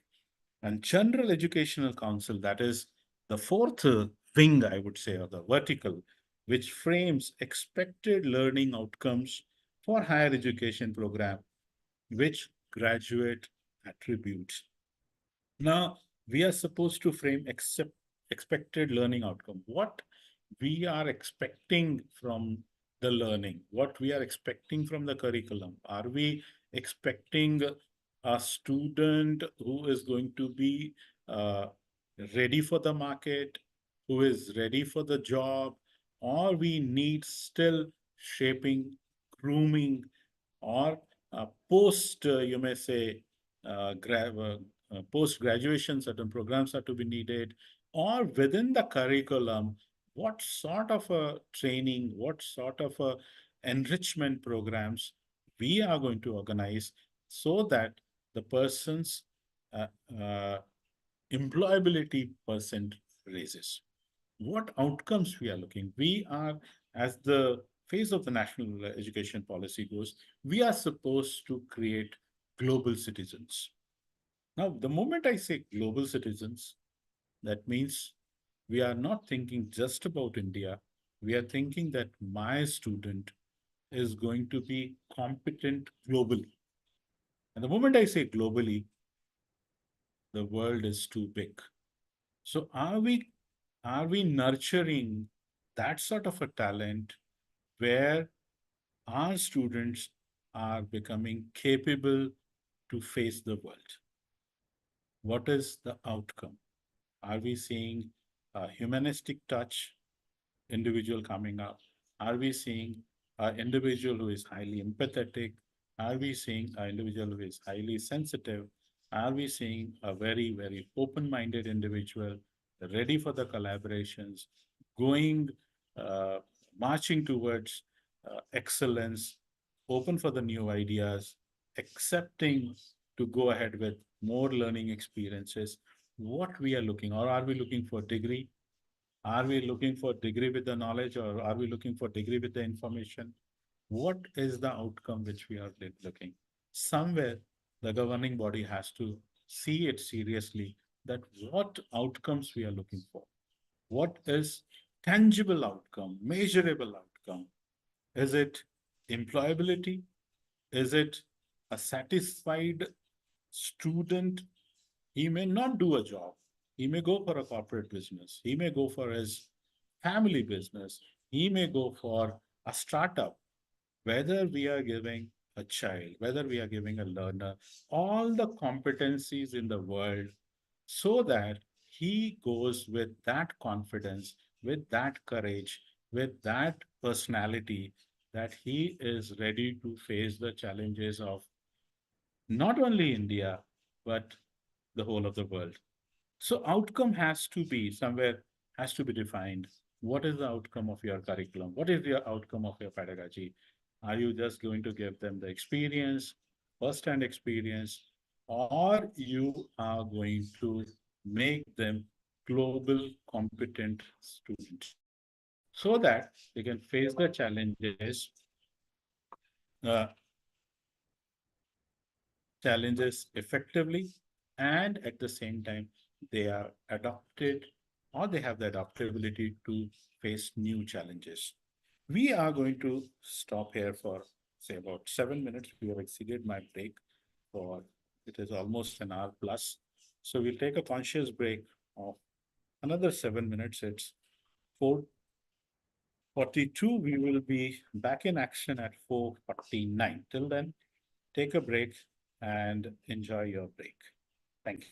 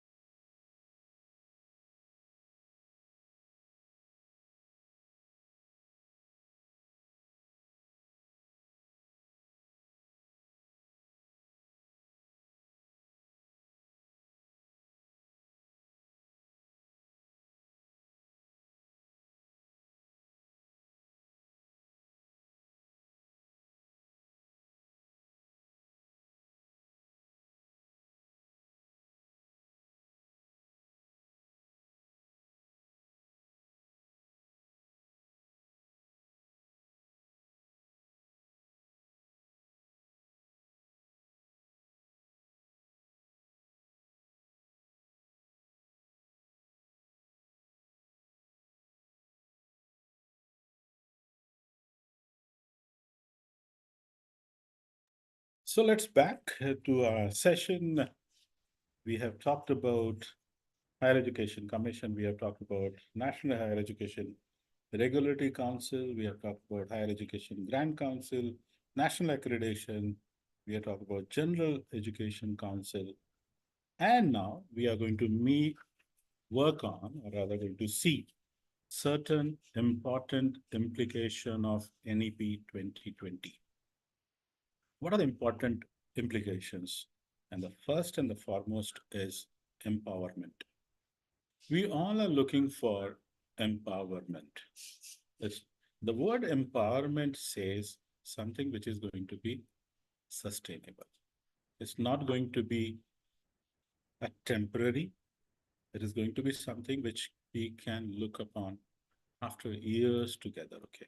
Something which we all have dreamed, something which has to bring a change which is going to be long lasting, may not be very long lasting, but definitely for a certain period of time.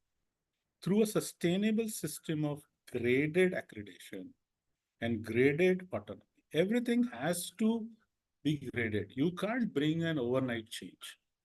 And we have all seen anything which comes in overnight, everything which happens suddenly is not sustainable. It's something which I would like to say, has an impact, but not a long-lasting impact. So a system of graded accreditation, graded autonomy, even if you are supposed to give autonomy to the institution, it should be graded, it should be phased manner. As we have already started, okay, the government of Maharashtra has begun giving autonomy to the institutions, those who have done exceptionally good through the NAC, not once, but in 2 cycles, having A+ grade has been given the autonomy.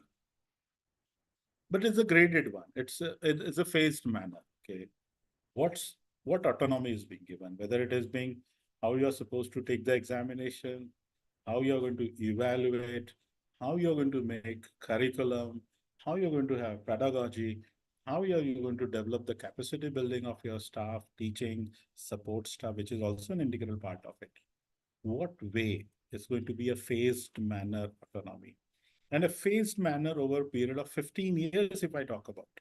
Why I'm saying 15 years? Because we are envisioning a change in 2035. Now I have said in 2037 because of the pandemic, we are 2 years behind.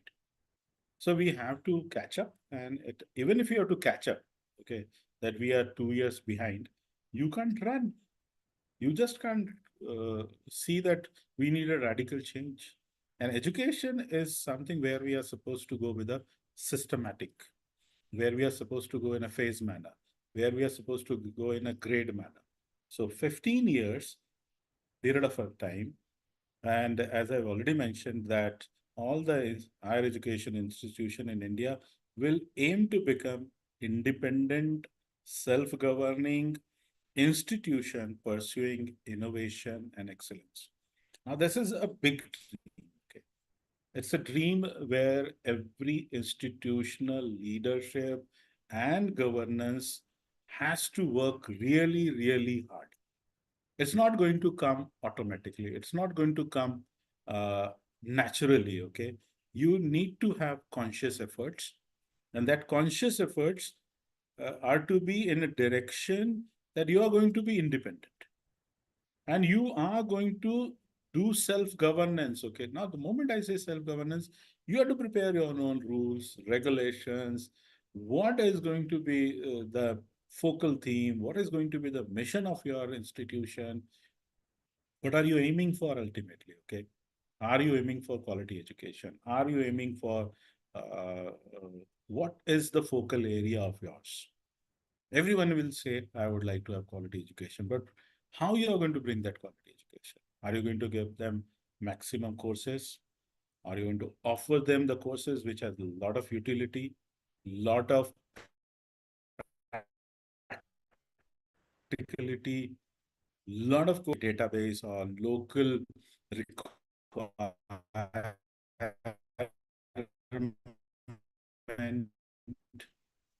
We have bodies, other skilling institutions, okay, or bodies those who are being giving that. Are we going to take them into confidence, making courses which has a lot of local content into it? A thought process which says, are we going to near to far? Are we going to go from near to far?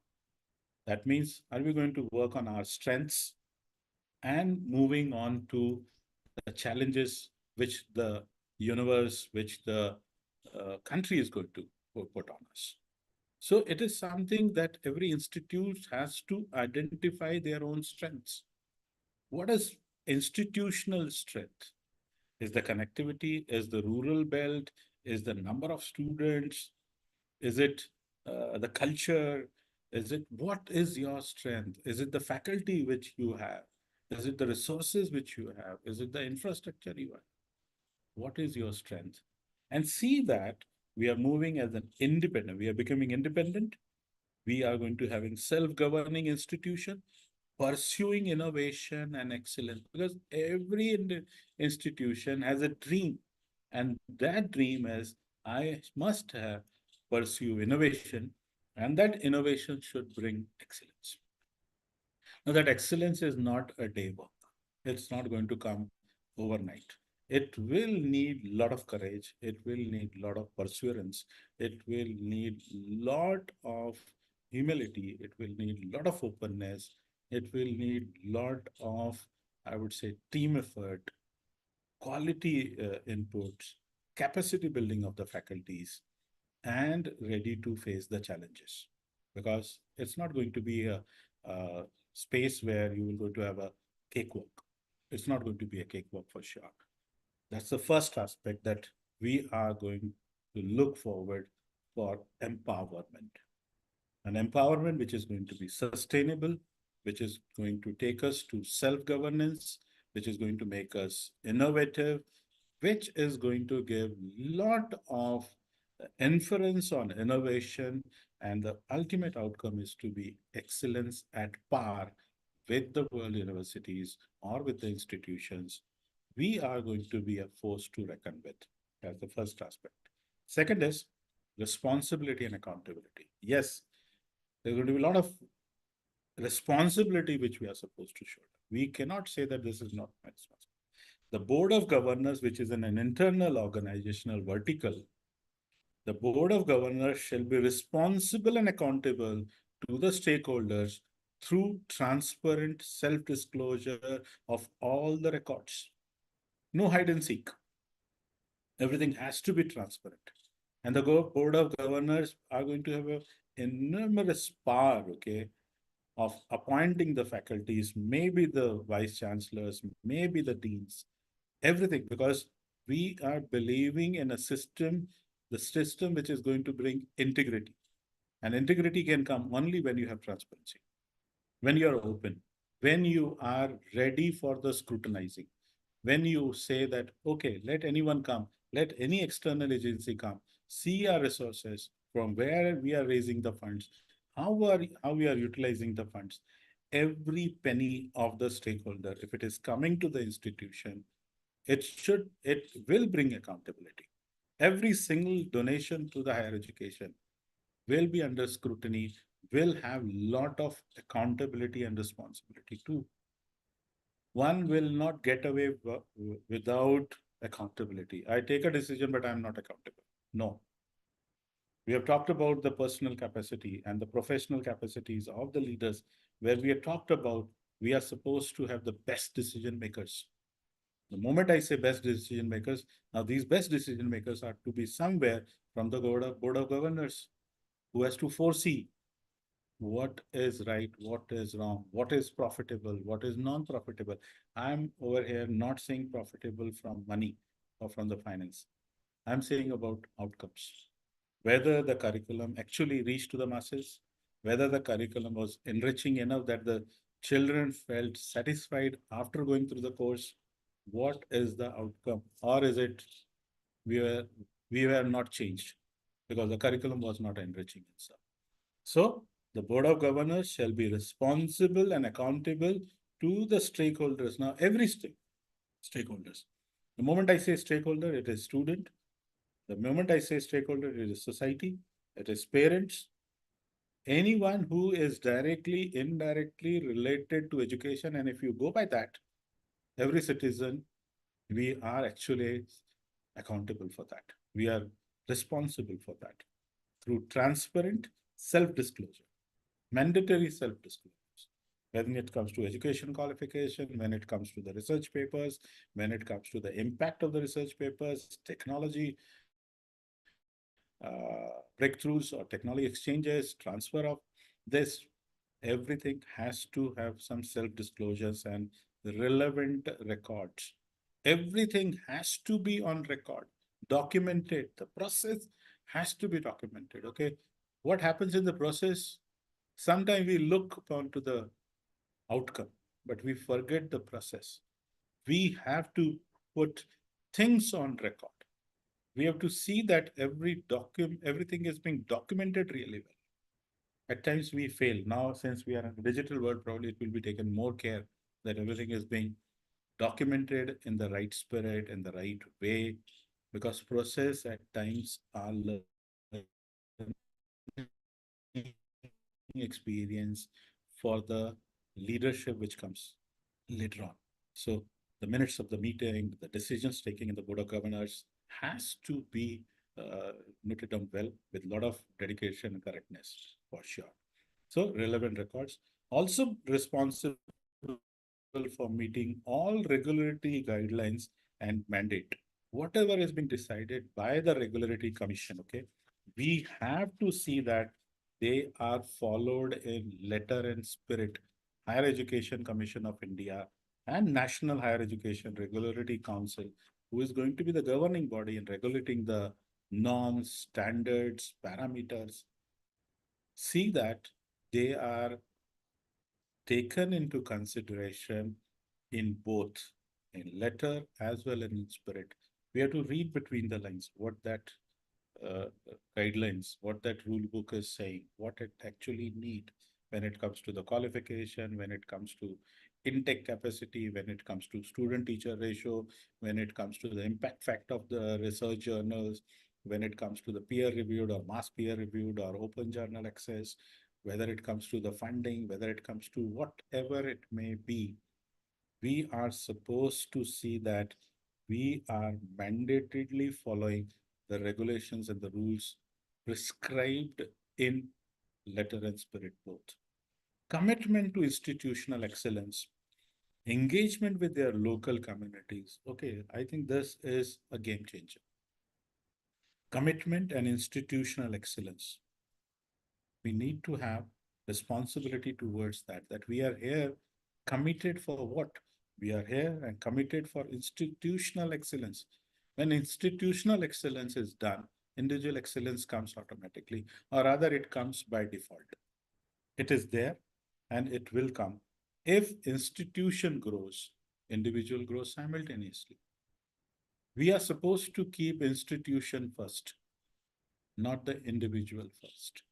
And that responsibility and that accountability has to come through the governance, through the governing body, and see that commitment to institutional excellence, engagement with the local communities.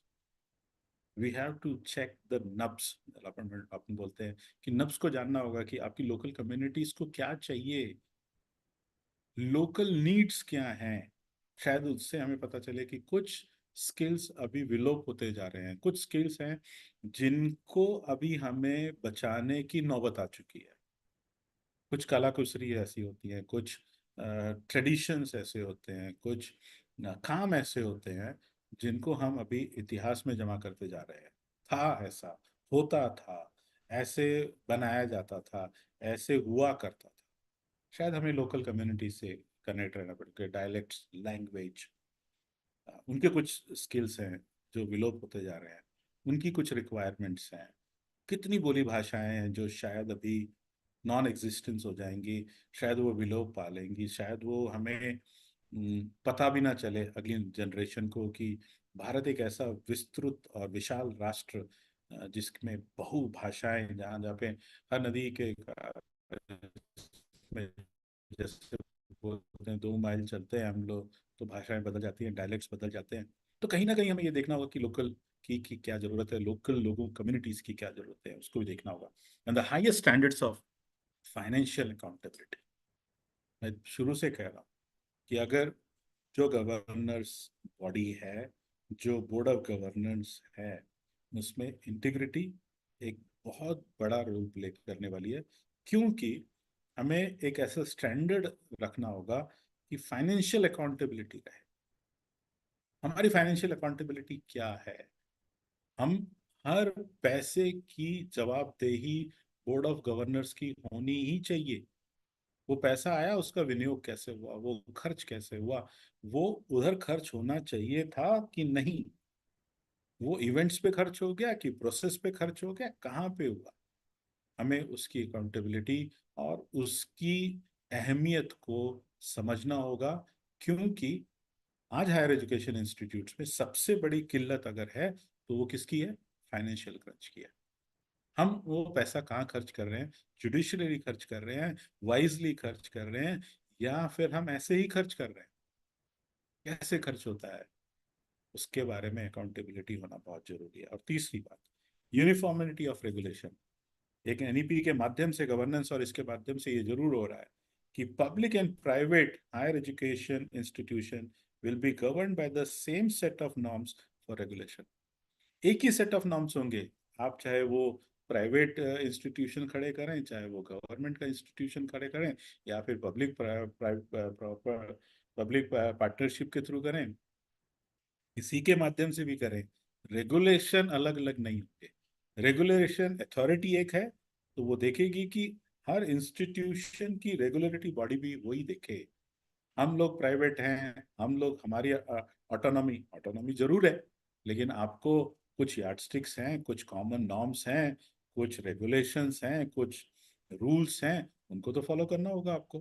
और वो follow करते हुए यहाँ पे किसी में भेदभाव नहीं होगा कि भैया ये एक बहुत इन्फ्लुएंशियल इंडस्ट्रियल बैकग्राउंड वाले का इंस्टीट्यूशन है तो इसके लिए पैरामीटर अलग हैं, और ये तो एक है जो समाज के बहुत ही पिछड़े इससे आ रहा है, उसके लिए पैरामीटर्स अलग होंगे। तो ये नहीं होने, एक यूनिफॉर्मिटी रहेगी रेगुलेशन के बारे में, एक्रेडिटेशन के बारे में, रूल्स के बारे में, नॉर्म्स के बारे में, गाइडलाइंस के बारे में, और उसको लेटर और स्पिरिट्स में देखा जाएगा कि वो एक ही जैसे हो, नॉर्म्स भी हो, रेगुलेशन भी हो, एक्रेडिटेशन भी, और एकेडमिक स्टैंडर्ड्स भी।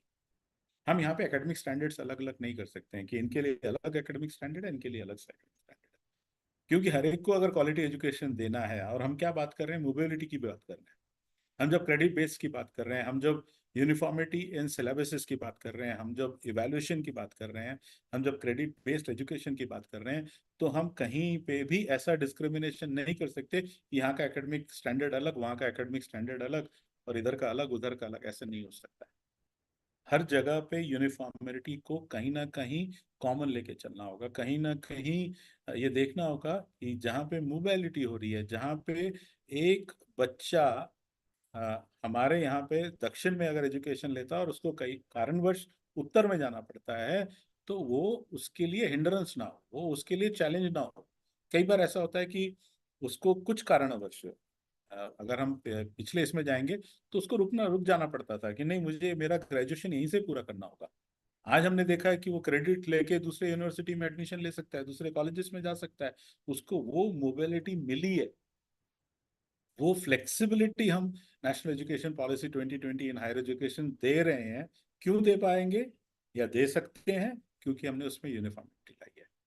अब हम कुछ इंस्टीट्यूशन ग्रेडिंग सिस्टम करेंगे, कुछ मार्क्स देंगे, तो ऐसा नहीं होगा। आप देख रहे हैं क्रेडिट बेस्ड में सब जगह सीजीपी स्कोर्स की बात होती है, तो उसमें यूनिफॉर्मिटी आ रही है। आप इलेक्टिव सब्जेक्ट्स की बात कर लीजिए, आप कितना वेटेज देना है उनको, उसकी बात कर लीजिए, तो हम कितने क्रेडिट्स दे रहे हैं उसकी बात कीजिए, तो उसमें एक यूनिफॉर्मिटी आ रही है, और वो आनी है, वो आ चुकी है। एनईपी के माध्यम से आप सबको दिख रहा है। चौथा जो एस्पेक्ट है वो है क्वालिटी का।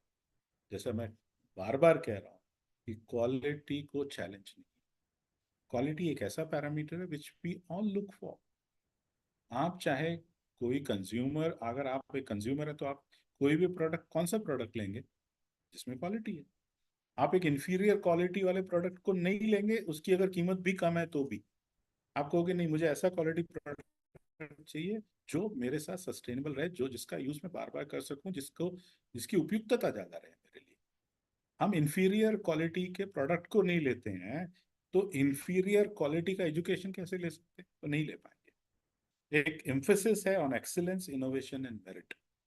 कहीं ना कहीं इसको री एम्फेसाइज किया जा रहा है कि मेरिट को एक जगह है, मेरिट रहेगा एक बहुत जिसको कह सकते हैं एक स्टैंडर्ड रहेगा, जिसको हम लोग ये नहीं कर सकते हैं, नजरअंदाज नहीं कर सकते हैं। वो एक पिलर रहेगा। इनोवेशन के ऊपर काम हो रहा है, उसमें क्वालिटी पैरामीटर है, एम्फेसिस हमने एक्सेलेंस को दिया है, जिसको डिफाइन करना, परिभाषित करना शायद मुश्किल होता है कि एक्सीलेंस को कैसे करेंगे। लेकिन कहीं ना कहीं इवॉल्व होते होते जैसा हमने देखा है national accreditation council of India के माध्यम से भी, पहले हम ग्रेडिंग में थे, फिर हम फिर से सब ग्रेडिंग्स में आए, और आज हम देखते हैं कि हम लोग एक काफी बैंडविड्थ उसकी बढ़ा चुके हैं हम लोग। तो बैंडविड्थ इतनी बढ़ चुकी है कि हम A++ is the topmost grade, and then A+, then B++, B+B। So accreditation तक आ चुके हैं हम लोग। तो कहने का मतलब ये है कि एक्सेलेंस चाहिए ही। एक्सीलेंस हर एक व्यक्ति और हर एक इंस्टीट्यूशन का, फॉरवर्ड लुकिंग इंस्टीट्यूशन का एक्सीलेंट एक बहुत बड़ा ऑब्जेक्टिव होता है। उसका वो गोल होता है, वो उसका मिशन होता है कि नहीं मुझे उस तक जाना है, मुझे वो क्वालिटी देनी है। Strong self governance and outstanding merit based appointments of individual and institutional leaders. Merit based की बात की जा रही है। वो एक ऐसा लीडर जो हमें एक दिशा दे सकता है, और वो कौन सा होना चाहिए? मेरिट बेस्ड हो, बैकडोर से उसकी एंट्री ना हुई हो, वो केपेबल हो, उसमें कैपेसिटी हो, वो एक विजन लेके साथ चल सके, और वो सिर्फ अकेला ना चले, वो टीम को साथ में लेके चल सके। एक सेल्फ गवर्नेंस की बात होती है। आपको अपने आप को गवर्न करना है। आप अपने आप को गवर्न कर रहे हैं, मतलब अपने इंस्टीट्यूशन को कैसे गवर्न कर रहे हो। Self rules and regulation discipline के क्या हो सकते हैं? क्या हम अब भी बायोमेट्रिक की तरफ जाएंगे, या फिर स्वयं शिस्त की तरफ जाएंगे कि मुझे क्या चाहिए, मेरा डिसिप्लिन कैसा होना चाहिए, मैं अपने आप में सिंसियरिटी कैसे लाऊंगा, डेडिकेशन कैसे लाऊंगा, मेरे दायित्वों को मैं कैसे पूरा करूंगा। तो lot of things is basically on individual. I would like to say, जब हम इस इतने इंपॉर्टेंट टॉपिक के बारे में मैं आपसे बात कर रहा हूँ, जहाँ पे एकेडमिक लीडरशिप, मैनेजमेंट और इसकी बात हो रही है, तो एक लीडर कैसा चाहिए जिसकी तरफ देख के हमें प्रेरणा मिले, जिसकी तरफ देख के हमें भी लगे कि हम उन तक नहीं, उनको उनको कम से कम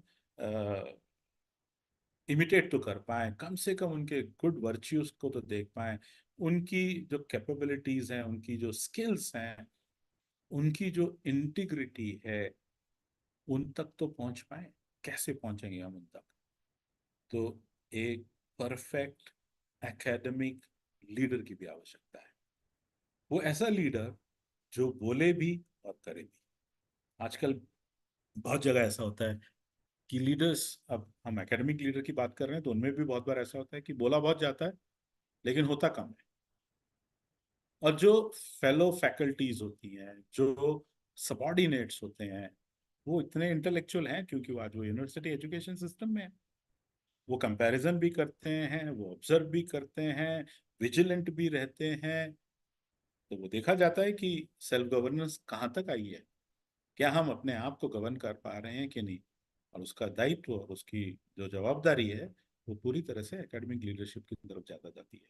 वो कैसे हैं, उनका व्यवहार से लेके उनकी कर्तृत्व तक का जो प्रवास है, वो कितना ज्यादा इंटीग्रिटी से भरा हुआ है, वो मैटर करता है। तो कहीं ना कहीं self governance, merit based appointments of institutional leader, merit based, because यहाँ पे कट थ्रोट कंपटीशन है। यहाँ पे नए नए चैलेंजेस, नए नए आपको देखें, आपने देखा होगा आजकल यूनिवर्सिटीज के वाइस चांसलर के सिलेक्शन में सर्च कमेटी से लेके हर चीज को उतनी ही अहमियत दी जाती है। उसके बाद में जब प्रेजेंटेशन होता है कि आप कैसे अपनी यूनिवर्सिटी को अगले 5 सालों में इन्विजन कर रहे हो, तो बहुत सारा ग्रह आपने होमवर्क करना पड़ता है, उस यूनिवर्सिटीज के प्री डिसाइजर्स के बारे में आपको स्टडी करना पड़ता है, कोर्सेज के बारे में स्टडी करना पड़ता है, आपको उनकी आउटरीच, उनकी स्ट्रेंथ को देखना होता है, उनकी वीकनेसेस को देखना होता है। उसके बाद में आप एक विजन डॉक्यूमेंट तैयार करते हैं कि अगले 5 साल में मैं एक एज एकेडमिक लीडर अगर मेरिट के हिसाब से आता हूँ तो मैं ऐसे ऐसे करूँगा, और उसका एक टाइमलाइन बनाना, कब तक होगा, कैसे होगा, चाहे वो ग्रांट्स को लेके आना हो, चाहे वो इनोवेशन हब को खड़ा करना हो, इंफ्रास्ट्रक्चर को डेवलप करना हो, सीएसआर की मदद लेनी है, पब्लिक प्राइवेट पार्टनरशिप करनी है, कैसे करना है, क्या करना है। तो एक जिसको कह सकते हैं कि लीडर कैसा आएगा, जो मेरिट बेस्ड है, और वो लीडर खड़ा होगा। Promoting institutional culture and excellence. Again, it's a primary responsibility of what culture, आप कैसा कल्चर तैयार कर रहे हो। Competitive culture, no doubt we need competitive culture, लेकिन उस कंपटीशन से जेलसी डेवलप हो रही है, या फिर उससे सहकार भावना तैयार हो रही है, या फिर उससे सामर्थ्य तैयार हो रहा है, या फिर उससे स्पर्धा निर्माण हो रही है, और वो स्पर्धा में हम क्या कर रहे हैं, उस स्पर्धा में हम एक दूसरे की आगे पीछे खींच रहे हैं, या फिर हम एक संयुक्त रूप से एक टीम के जैसे काम कर रहे हैं, एक ग्रुप के जैसा काम कर रहे हैं उसको अचीव करने के लिए। तो हमें ये देखना होगा कि वो कल्चर डेवलप। कई बार आपने देखा है कि नहीं, यहाँ पे वो कल्चर नहीं है कि नयापन पनप सके, या फिर मैं कुछ नया थॉट दे सकूं, या फिर मैं कुछ परिभाषित कर सकूं, या फिर मैं अपने विजन को एक्शन में ला सकूं, क्योंकि यहाँ पे वो एनरिचिंग कल्चर नहीं है, यहाँ पे प्रोत्साहन देने वाला कल्चर नहीं है, यहाँ पे शाबाशी देने वाला कल्चर नहीं है, यहाँ पे खींचने वालों का कल्चर है। यहाँ पे ऐसा है कि आपको प्रोत्साहित किया जाता है, आपको रिकॉग्नाइज किया जाता है, आपकी इंडिविजुअल कैपेसिटीज को कहीं ना कहीं सम्मानित किया जाता है, आपके इंटेलेक्चुअल इसको सम्मानित किया जाता है, आपके रिसर्च को कहीं ना कहीं माना जाता है, आपके जिसको कहूँ कि दायित्व को समझा जाता है, आपकी मेहनत को रिकॉग्नाइज किया जाता है। शायद कई बार रिजल्ट्स नहीं मिलते हैं, मेहनत तो होनी चाहिए, सिंसियरिटी तो होनी चाहिए, कॉन्शियस एफर्ट्स तो होने चाहिए कि मेरा जो विद्यार्थी है वो समाधानी रहे, मेरा जो विद्यार्थी है वो एक जिसको कह सकते हैं कि हेल्दी एनवायरनमेंट में रहे, उसकी मेंटल हेल्थ अच्छी रहे, उसका इंटेलेक्चुअल तो कोई बात नहीं, लेकिन उसकी थॉट प्रोसेस, राष्ट्र के प्रति समर्पण, बहुत सारी चीजें हैं जिसके बारे में एक कल्चर को निर्माण करना। और ये कल्चर एकेडमिक लीडर और उसकी मैनेजमेंट और उसके गवर्निंग मेंबर्स को देखना होगा कि हम कौन सा कल्चर दे रहे हैं, बेनोवलेंट कल्चर दे रहे हैं, एक ऑटोक्रेटिक कल्चर दे रहे हैं, कौन सी लीडरशिप दे रहे हैं हम, कि हम लोग टिट फॉर टैट पे जाते हैं, या फिर हम स्टिक एंड कैरेट की बात करते हैं, या फिर हम फ्रीडम देते हैं, ऑटोनॉमी देते हैं, उतना लिवरेज देते हैं, फ्लेक्सिबिलिटी इन टाइम देते हैं, क्या दे रहे हैं कि हम एक कल्चर डेवलप कर सकते हैं। कल्चर एक रात में डेवलप नहीं होता है, उसके लिए काफी मेहनत मशक्कत लगती है, और उसको हमें कंटिन्यूअस रखना होता है। ये मौसम के जैसा नहीं होना चाहिए, क्लाइमेट उसके जैसा है कि भाई बदल गया, इमीडिएटली बदलने वाले इंस्टीट्यूशंस में कल्चर नहीं चलता। जो भी आपको करना है वो सस्टेनेबल कल्चर हो, वो दीर्घ काल तक चले, लंबे वक्त तक चले, और वो सस्टेन कर सके, ताकि हम प्रिडिक्ट कर सकें, बता सकें कि हमारे इधर ये कल्चर है, हमारे इधर ये चलता है, हमारे इधर ये नहीं चलता। और ये आप कब बता पाओगे, जब वो कल्चर काफी लंबे वक्त तक रहता है, जब वो आप प्रिडिक्टेबिलिटी तक पहुंच सकते हो। नहीं, हमारे कल्चर में ये होता ही नहीं है, हमारे में ऐसी बैकडोर एंट्रीज नहीं होती, हमारा कल्चर नहीं रहा, हमारे इधर आज तक मेरिट के ऊपर से हुआ है, आज तक हमने ट्रांसपेरेंट वे से काम किया है, हमारी इंटीग्रिटी पे नहीं। तो वो कल्चर डेवलप करना आसान तो नहीं है, लेकिन डिफिकल्ट भी नहीं है, हमें उसकी तरफ जाना है। Leader should demonstrate strong alignment to constitutional values. जो भारत का संविधान है, जो भारत का संविधान का प्रीएम्बल है, उस वैल्यूज के ऊपर लीडर्स ने बहुत कॉन्शियसली देखना है कि हम उसको डेमोन्स्ट्रेट कर रहे हैं और उसके साथ में अलाइंड हैं।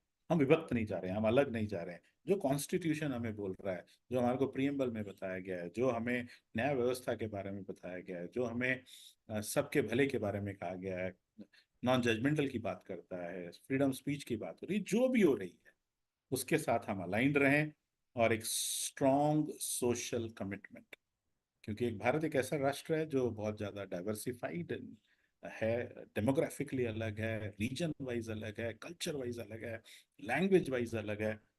तो हमें ये देखना होगा कि हमारी एक बहुत ज़्यादा स्ट्रॉन्ग सोशल कमिटमेंट रहनी चाहिए। Upliftment of the poorest to the poorest, seeing that the needs of the poorest student is also being taken into consideration. His voice is being heard. His interest is being taken into consideration. His uniqueness is being respected.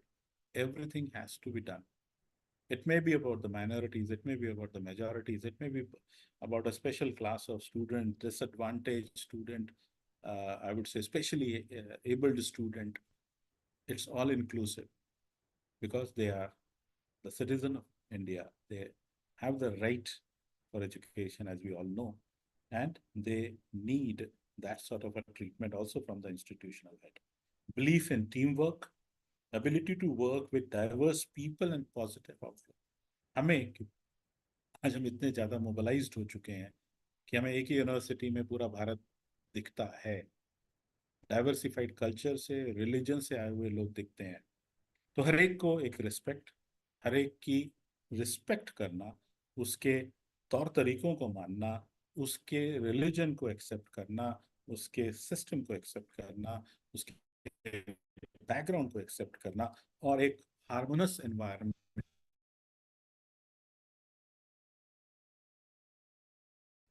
ये उस quality में आ रहा है कि हम लोग diversified people हैं, लेकिन हमारा आउटलुक क्या है? पॉजिटिव है। हमारा जो दृष्टिकोण है वो पॉजिटिव है, हमारा जो आउटकम है वो पॉजिटिव होगा। तो एक क्वालिटी के बारे में, और फिर जो पांचवा विषय है और छठा, दो ही विषय बाकी हैं, उसके बाद में हम लोग ओपन फॉर डिस्कशन में रहेंगे। इंस्टीट्यूशनल डेवलपमेंट प्लान, जिसको आईडीपी कहा है, institution will develop initiative, access their own progress and reach the goal as per the IDP. हर एक को अपना एक प्रोग्रेस या फिर अपना एक इनिशिएटिव लेना है, इनिशिएटिव इंस्टीट्यूशन वाला लेना है, इनिशिएटिव्स डेवलप करने हैं। क्या डेवलप करने हैं कि हमारा इंस्टीट्यूशनल डेवलपमेंट प्लान क्या है, हमारा इंफ्रास्ट्रक्चर डेवलपमेंट प्लान क्या है, हम क्या इन्विजन कर रहे हैं अगले 5 सालों में, 10 सालों में, 15 सालों में, शॉर्ट टर्म गोल्स क्या है हमारे, लॉन्ग टर्म गोल्स क्या है, क्या चीजें हैं जो अभी पूरी करनी आवश्यक हैं, क्या चीजें हैं हम बाद में। तो setting up the priorities even for the institutional development plan. Are we looking for more faculties? Are we looking for more interdisciplinary approach and the departments in the university? Are we looking for technological breakthroughs? Are we looking for innovation hubs? Are we looking for other humanities discipline coming into in your educational setup? What infrastructural requirement you bring? It should be something which should have been brought up through proper brainstorming in the board of governors, that what they actually look.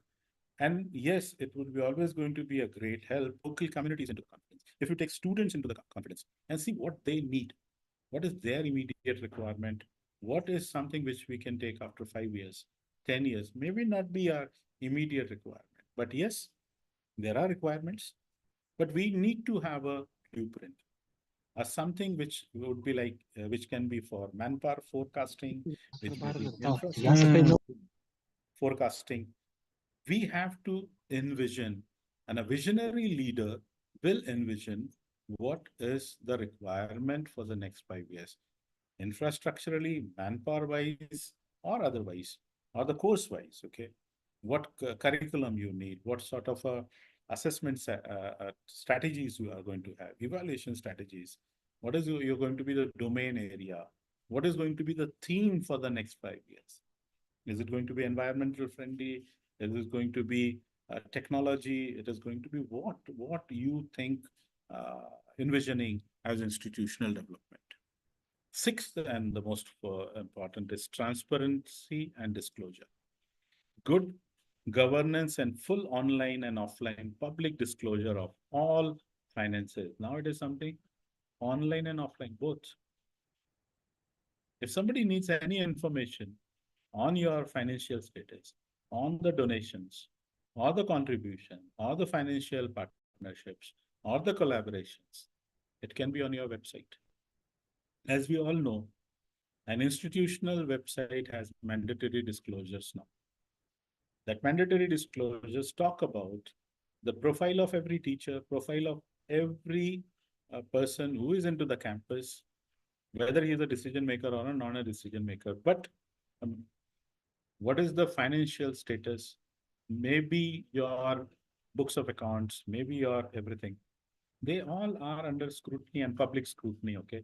And we should be open for that rather than keeping close guarded.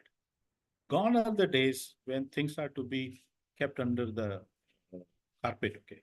Now we are supposed to be open, transparent on both ways, fully online and offline in the books of account. Self-disclosures and finances, auditors, procedure, infrastructure, faculty, staff, courses, educational outcomes will be effectively regulated. What is your fee structure? What is your expenditure on which you are doing an expenditure? What is your salary package to your faculties? What are the collaborations? How you are paying your support staff? What is your incentive plans, if you have any? And if you go for any agreement, okay, if you go for any MOUs, how, what is the baseline for that MOU? How you are keeping a check? Everything has to come and it has to be regulated. Information to be maintained on a public website, maintained by the institution itself and the institutional website. Feedback from students randomly selected to made available online. Now, something which is like a feedback, okay? How the institution is running. What is your feedback? What was your experience? Through an exit interview or through an alumni meet, online and offline both, you have to keep a window where the student is free to put his feedback that I have enjoyed my days with XYZ University or ABC University. I was having the most enriching experience, something I got an objective to my life. I got a lifeline goal. And with this, we are also going to end up my session on this. And I'm eagerly waiting for your feedback because that becomes very, very interesting for me to dwell for new topics. I'm extremely thankful to the university, Dr. Babasaheb Ambedkar Marathwada University, who is invited to give me a talk on academic leadership, governance, and the management. Who is one who keeps the track of the things very well and see that everything goes so meticulously well. Thanks to all the participants for having a patience listening. We have 5 minutes, unfortunately 5 minutes, but we can definitely go for a few questions, one or two. And I would appreciate if you put your feedback, if you find it interesting, if you find it something which has given you insight in your thought process, helped you in thinking about leadership, governance, and management. It would be highly appreciated. And yes, we are open for discussion now.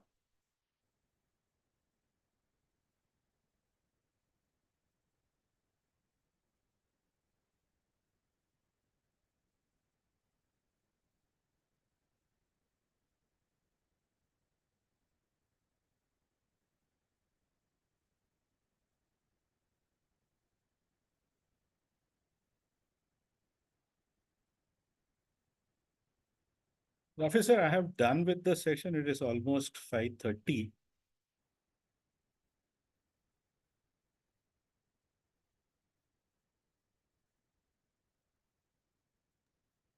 Okay, thank you, sir. So, participant, any question, unmute themselves. I am permitted to unmute.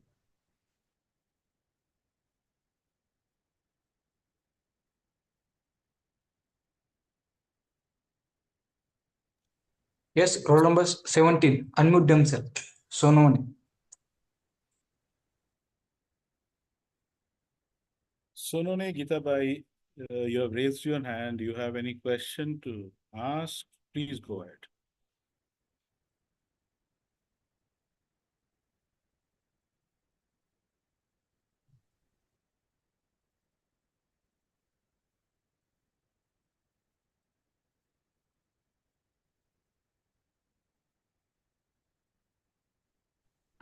Good evening sir. Good evening sir. क्या sir हमें इस lecture के record या कुछ document मिल सकते हैं हमें इसे पढ़ना चाहे तो?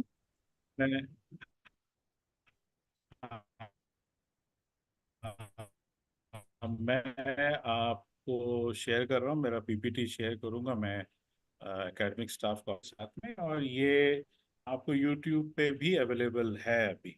ओके, इसको लाइव स्ट्रीम किया गया है यूट्यूब पे, तो आपको उसके Yes. लिए वापस देखेंगे। Thank you sir. Thank you sir. Most welcome. Two participants have raised their hands. 150. Uh, 150, you can unmute yourself and go for your question. Sir तुम्ही आज रिक्वेस्ट करून सांगा ना सर, सेंटरला विद्यार्थी येतात म्हणायचं, कॉन्सेप्टला कोण तयार होत नाही, पैसे देत नाहीत म्हणायचं, सांगा ना तुम्ही.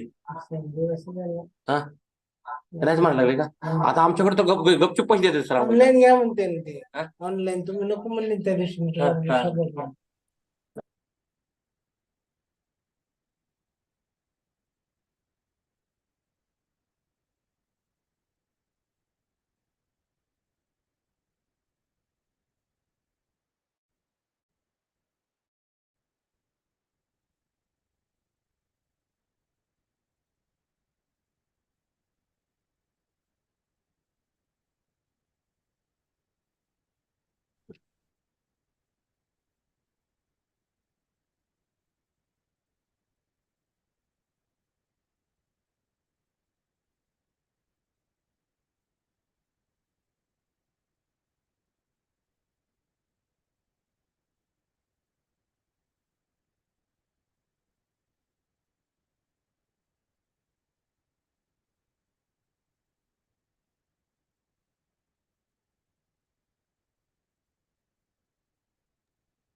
Yes, 45 बोलते sir.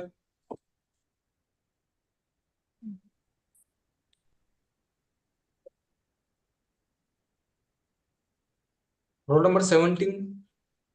She has already covered. Yes. Yes. Roll number 86. Yes. Yes. Yes, sir. Any question? Ask to Risuk. No question, sir. Oh. Sir has been given the very nice speech today on the leadership. It is a very long and so many ingredients. So, Dr. Bhardwaj, sir, thank you very much. Thank you. Yes, it's a pleasure.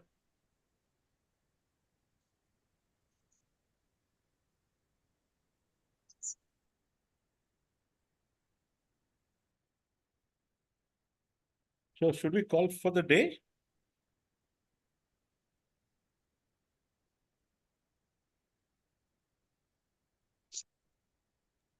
Just 2 minutes, sir. Rapesh sir will join in 2 minutes. Okay, not a problem.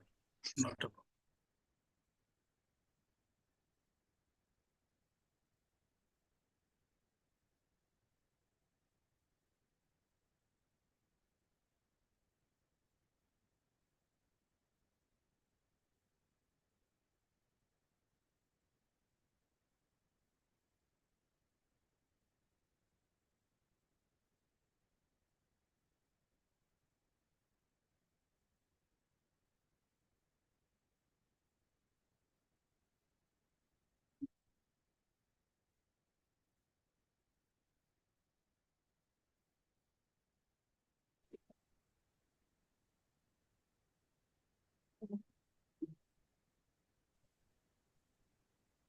Yes, sir. I was in main building, administrative building. बोलिए sir, वहाँ से आया मैं अभी phone किए.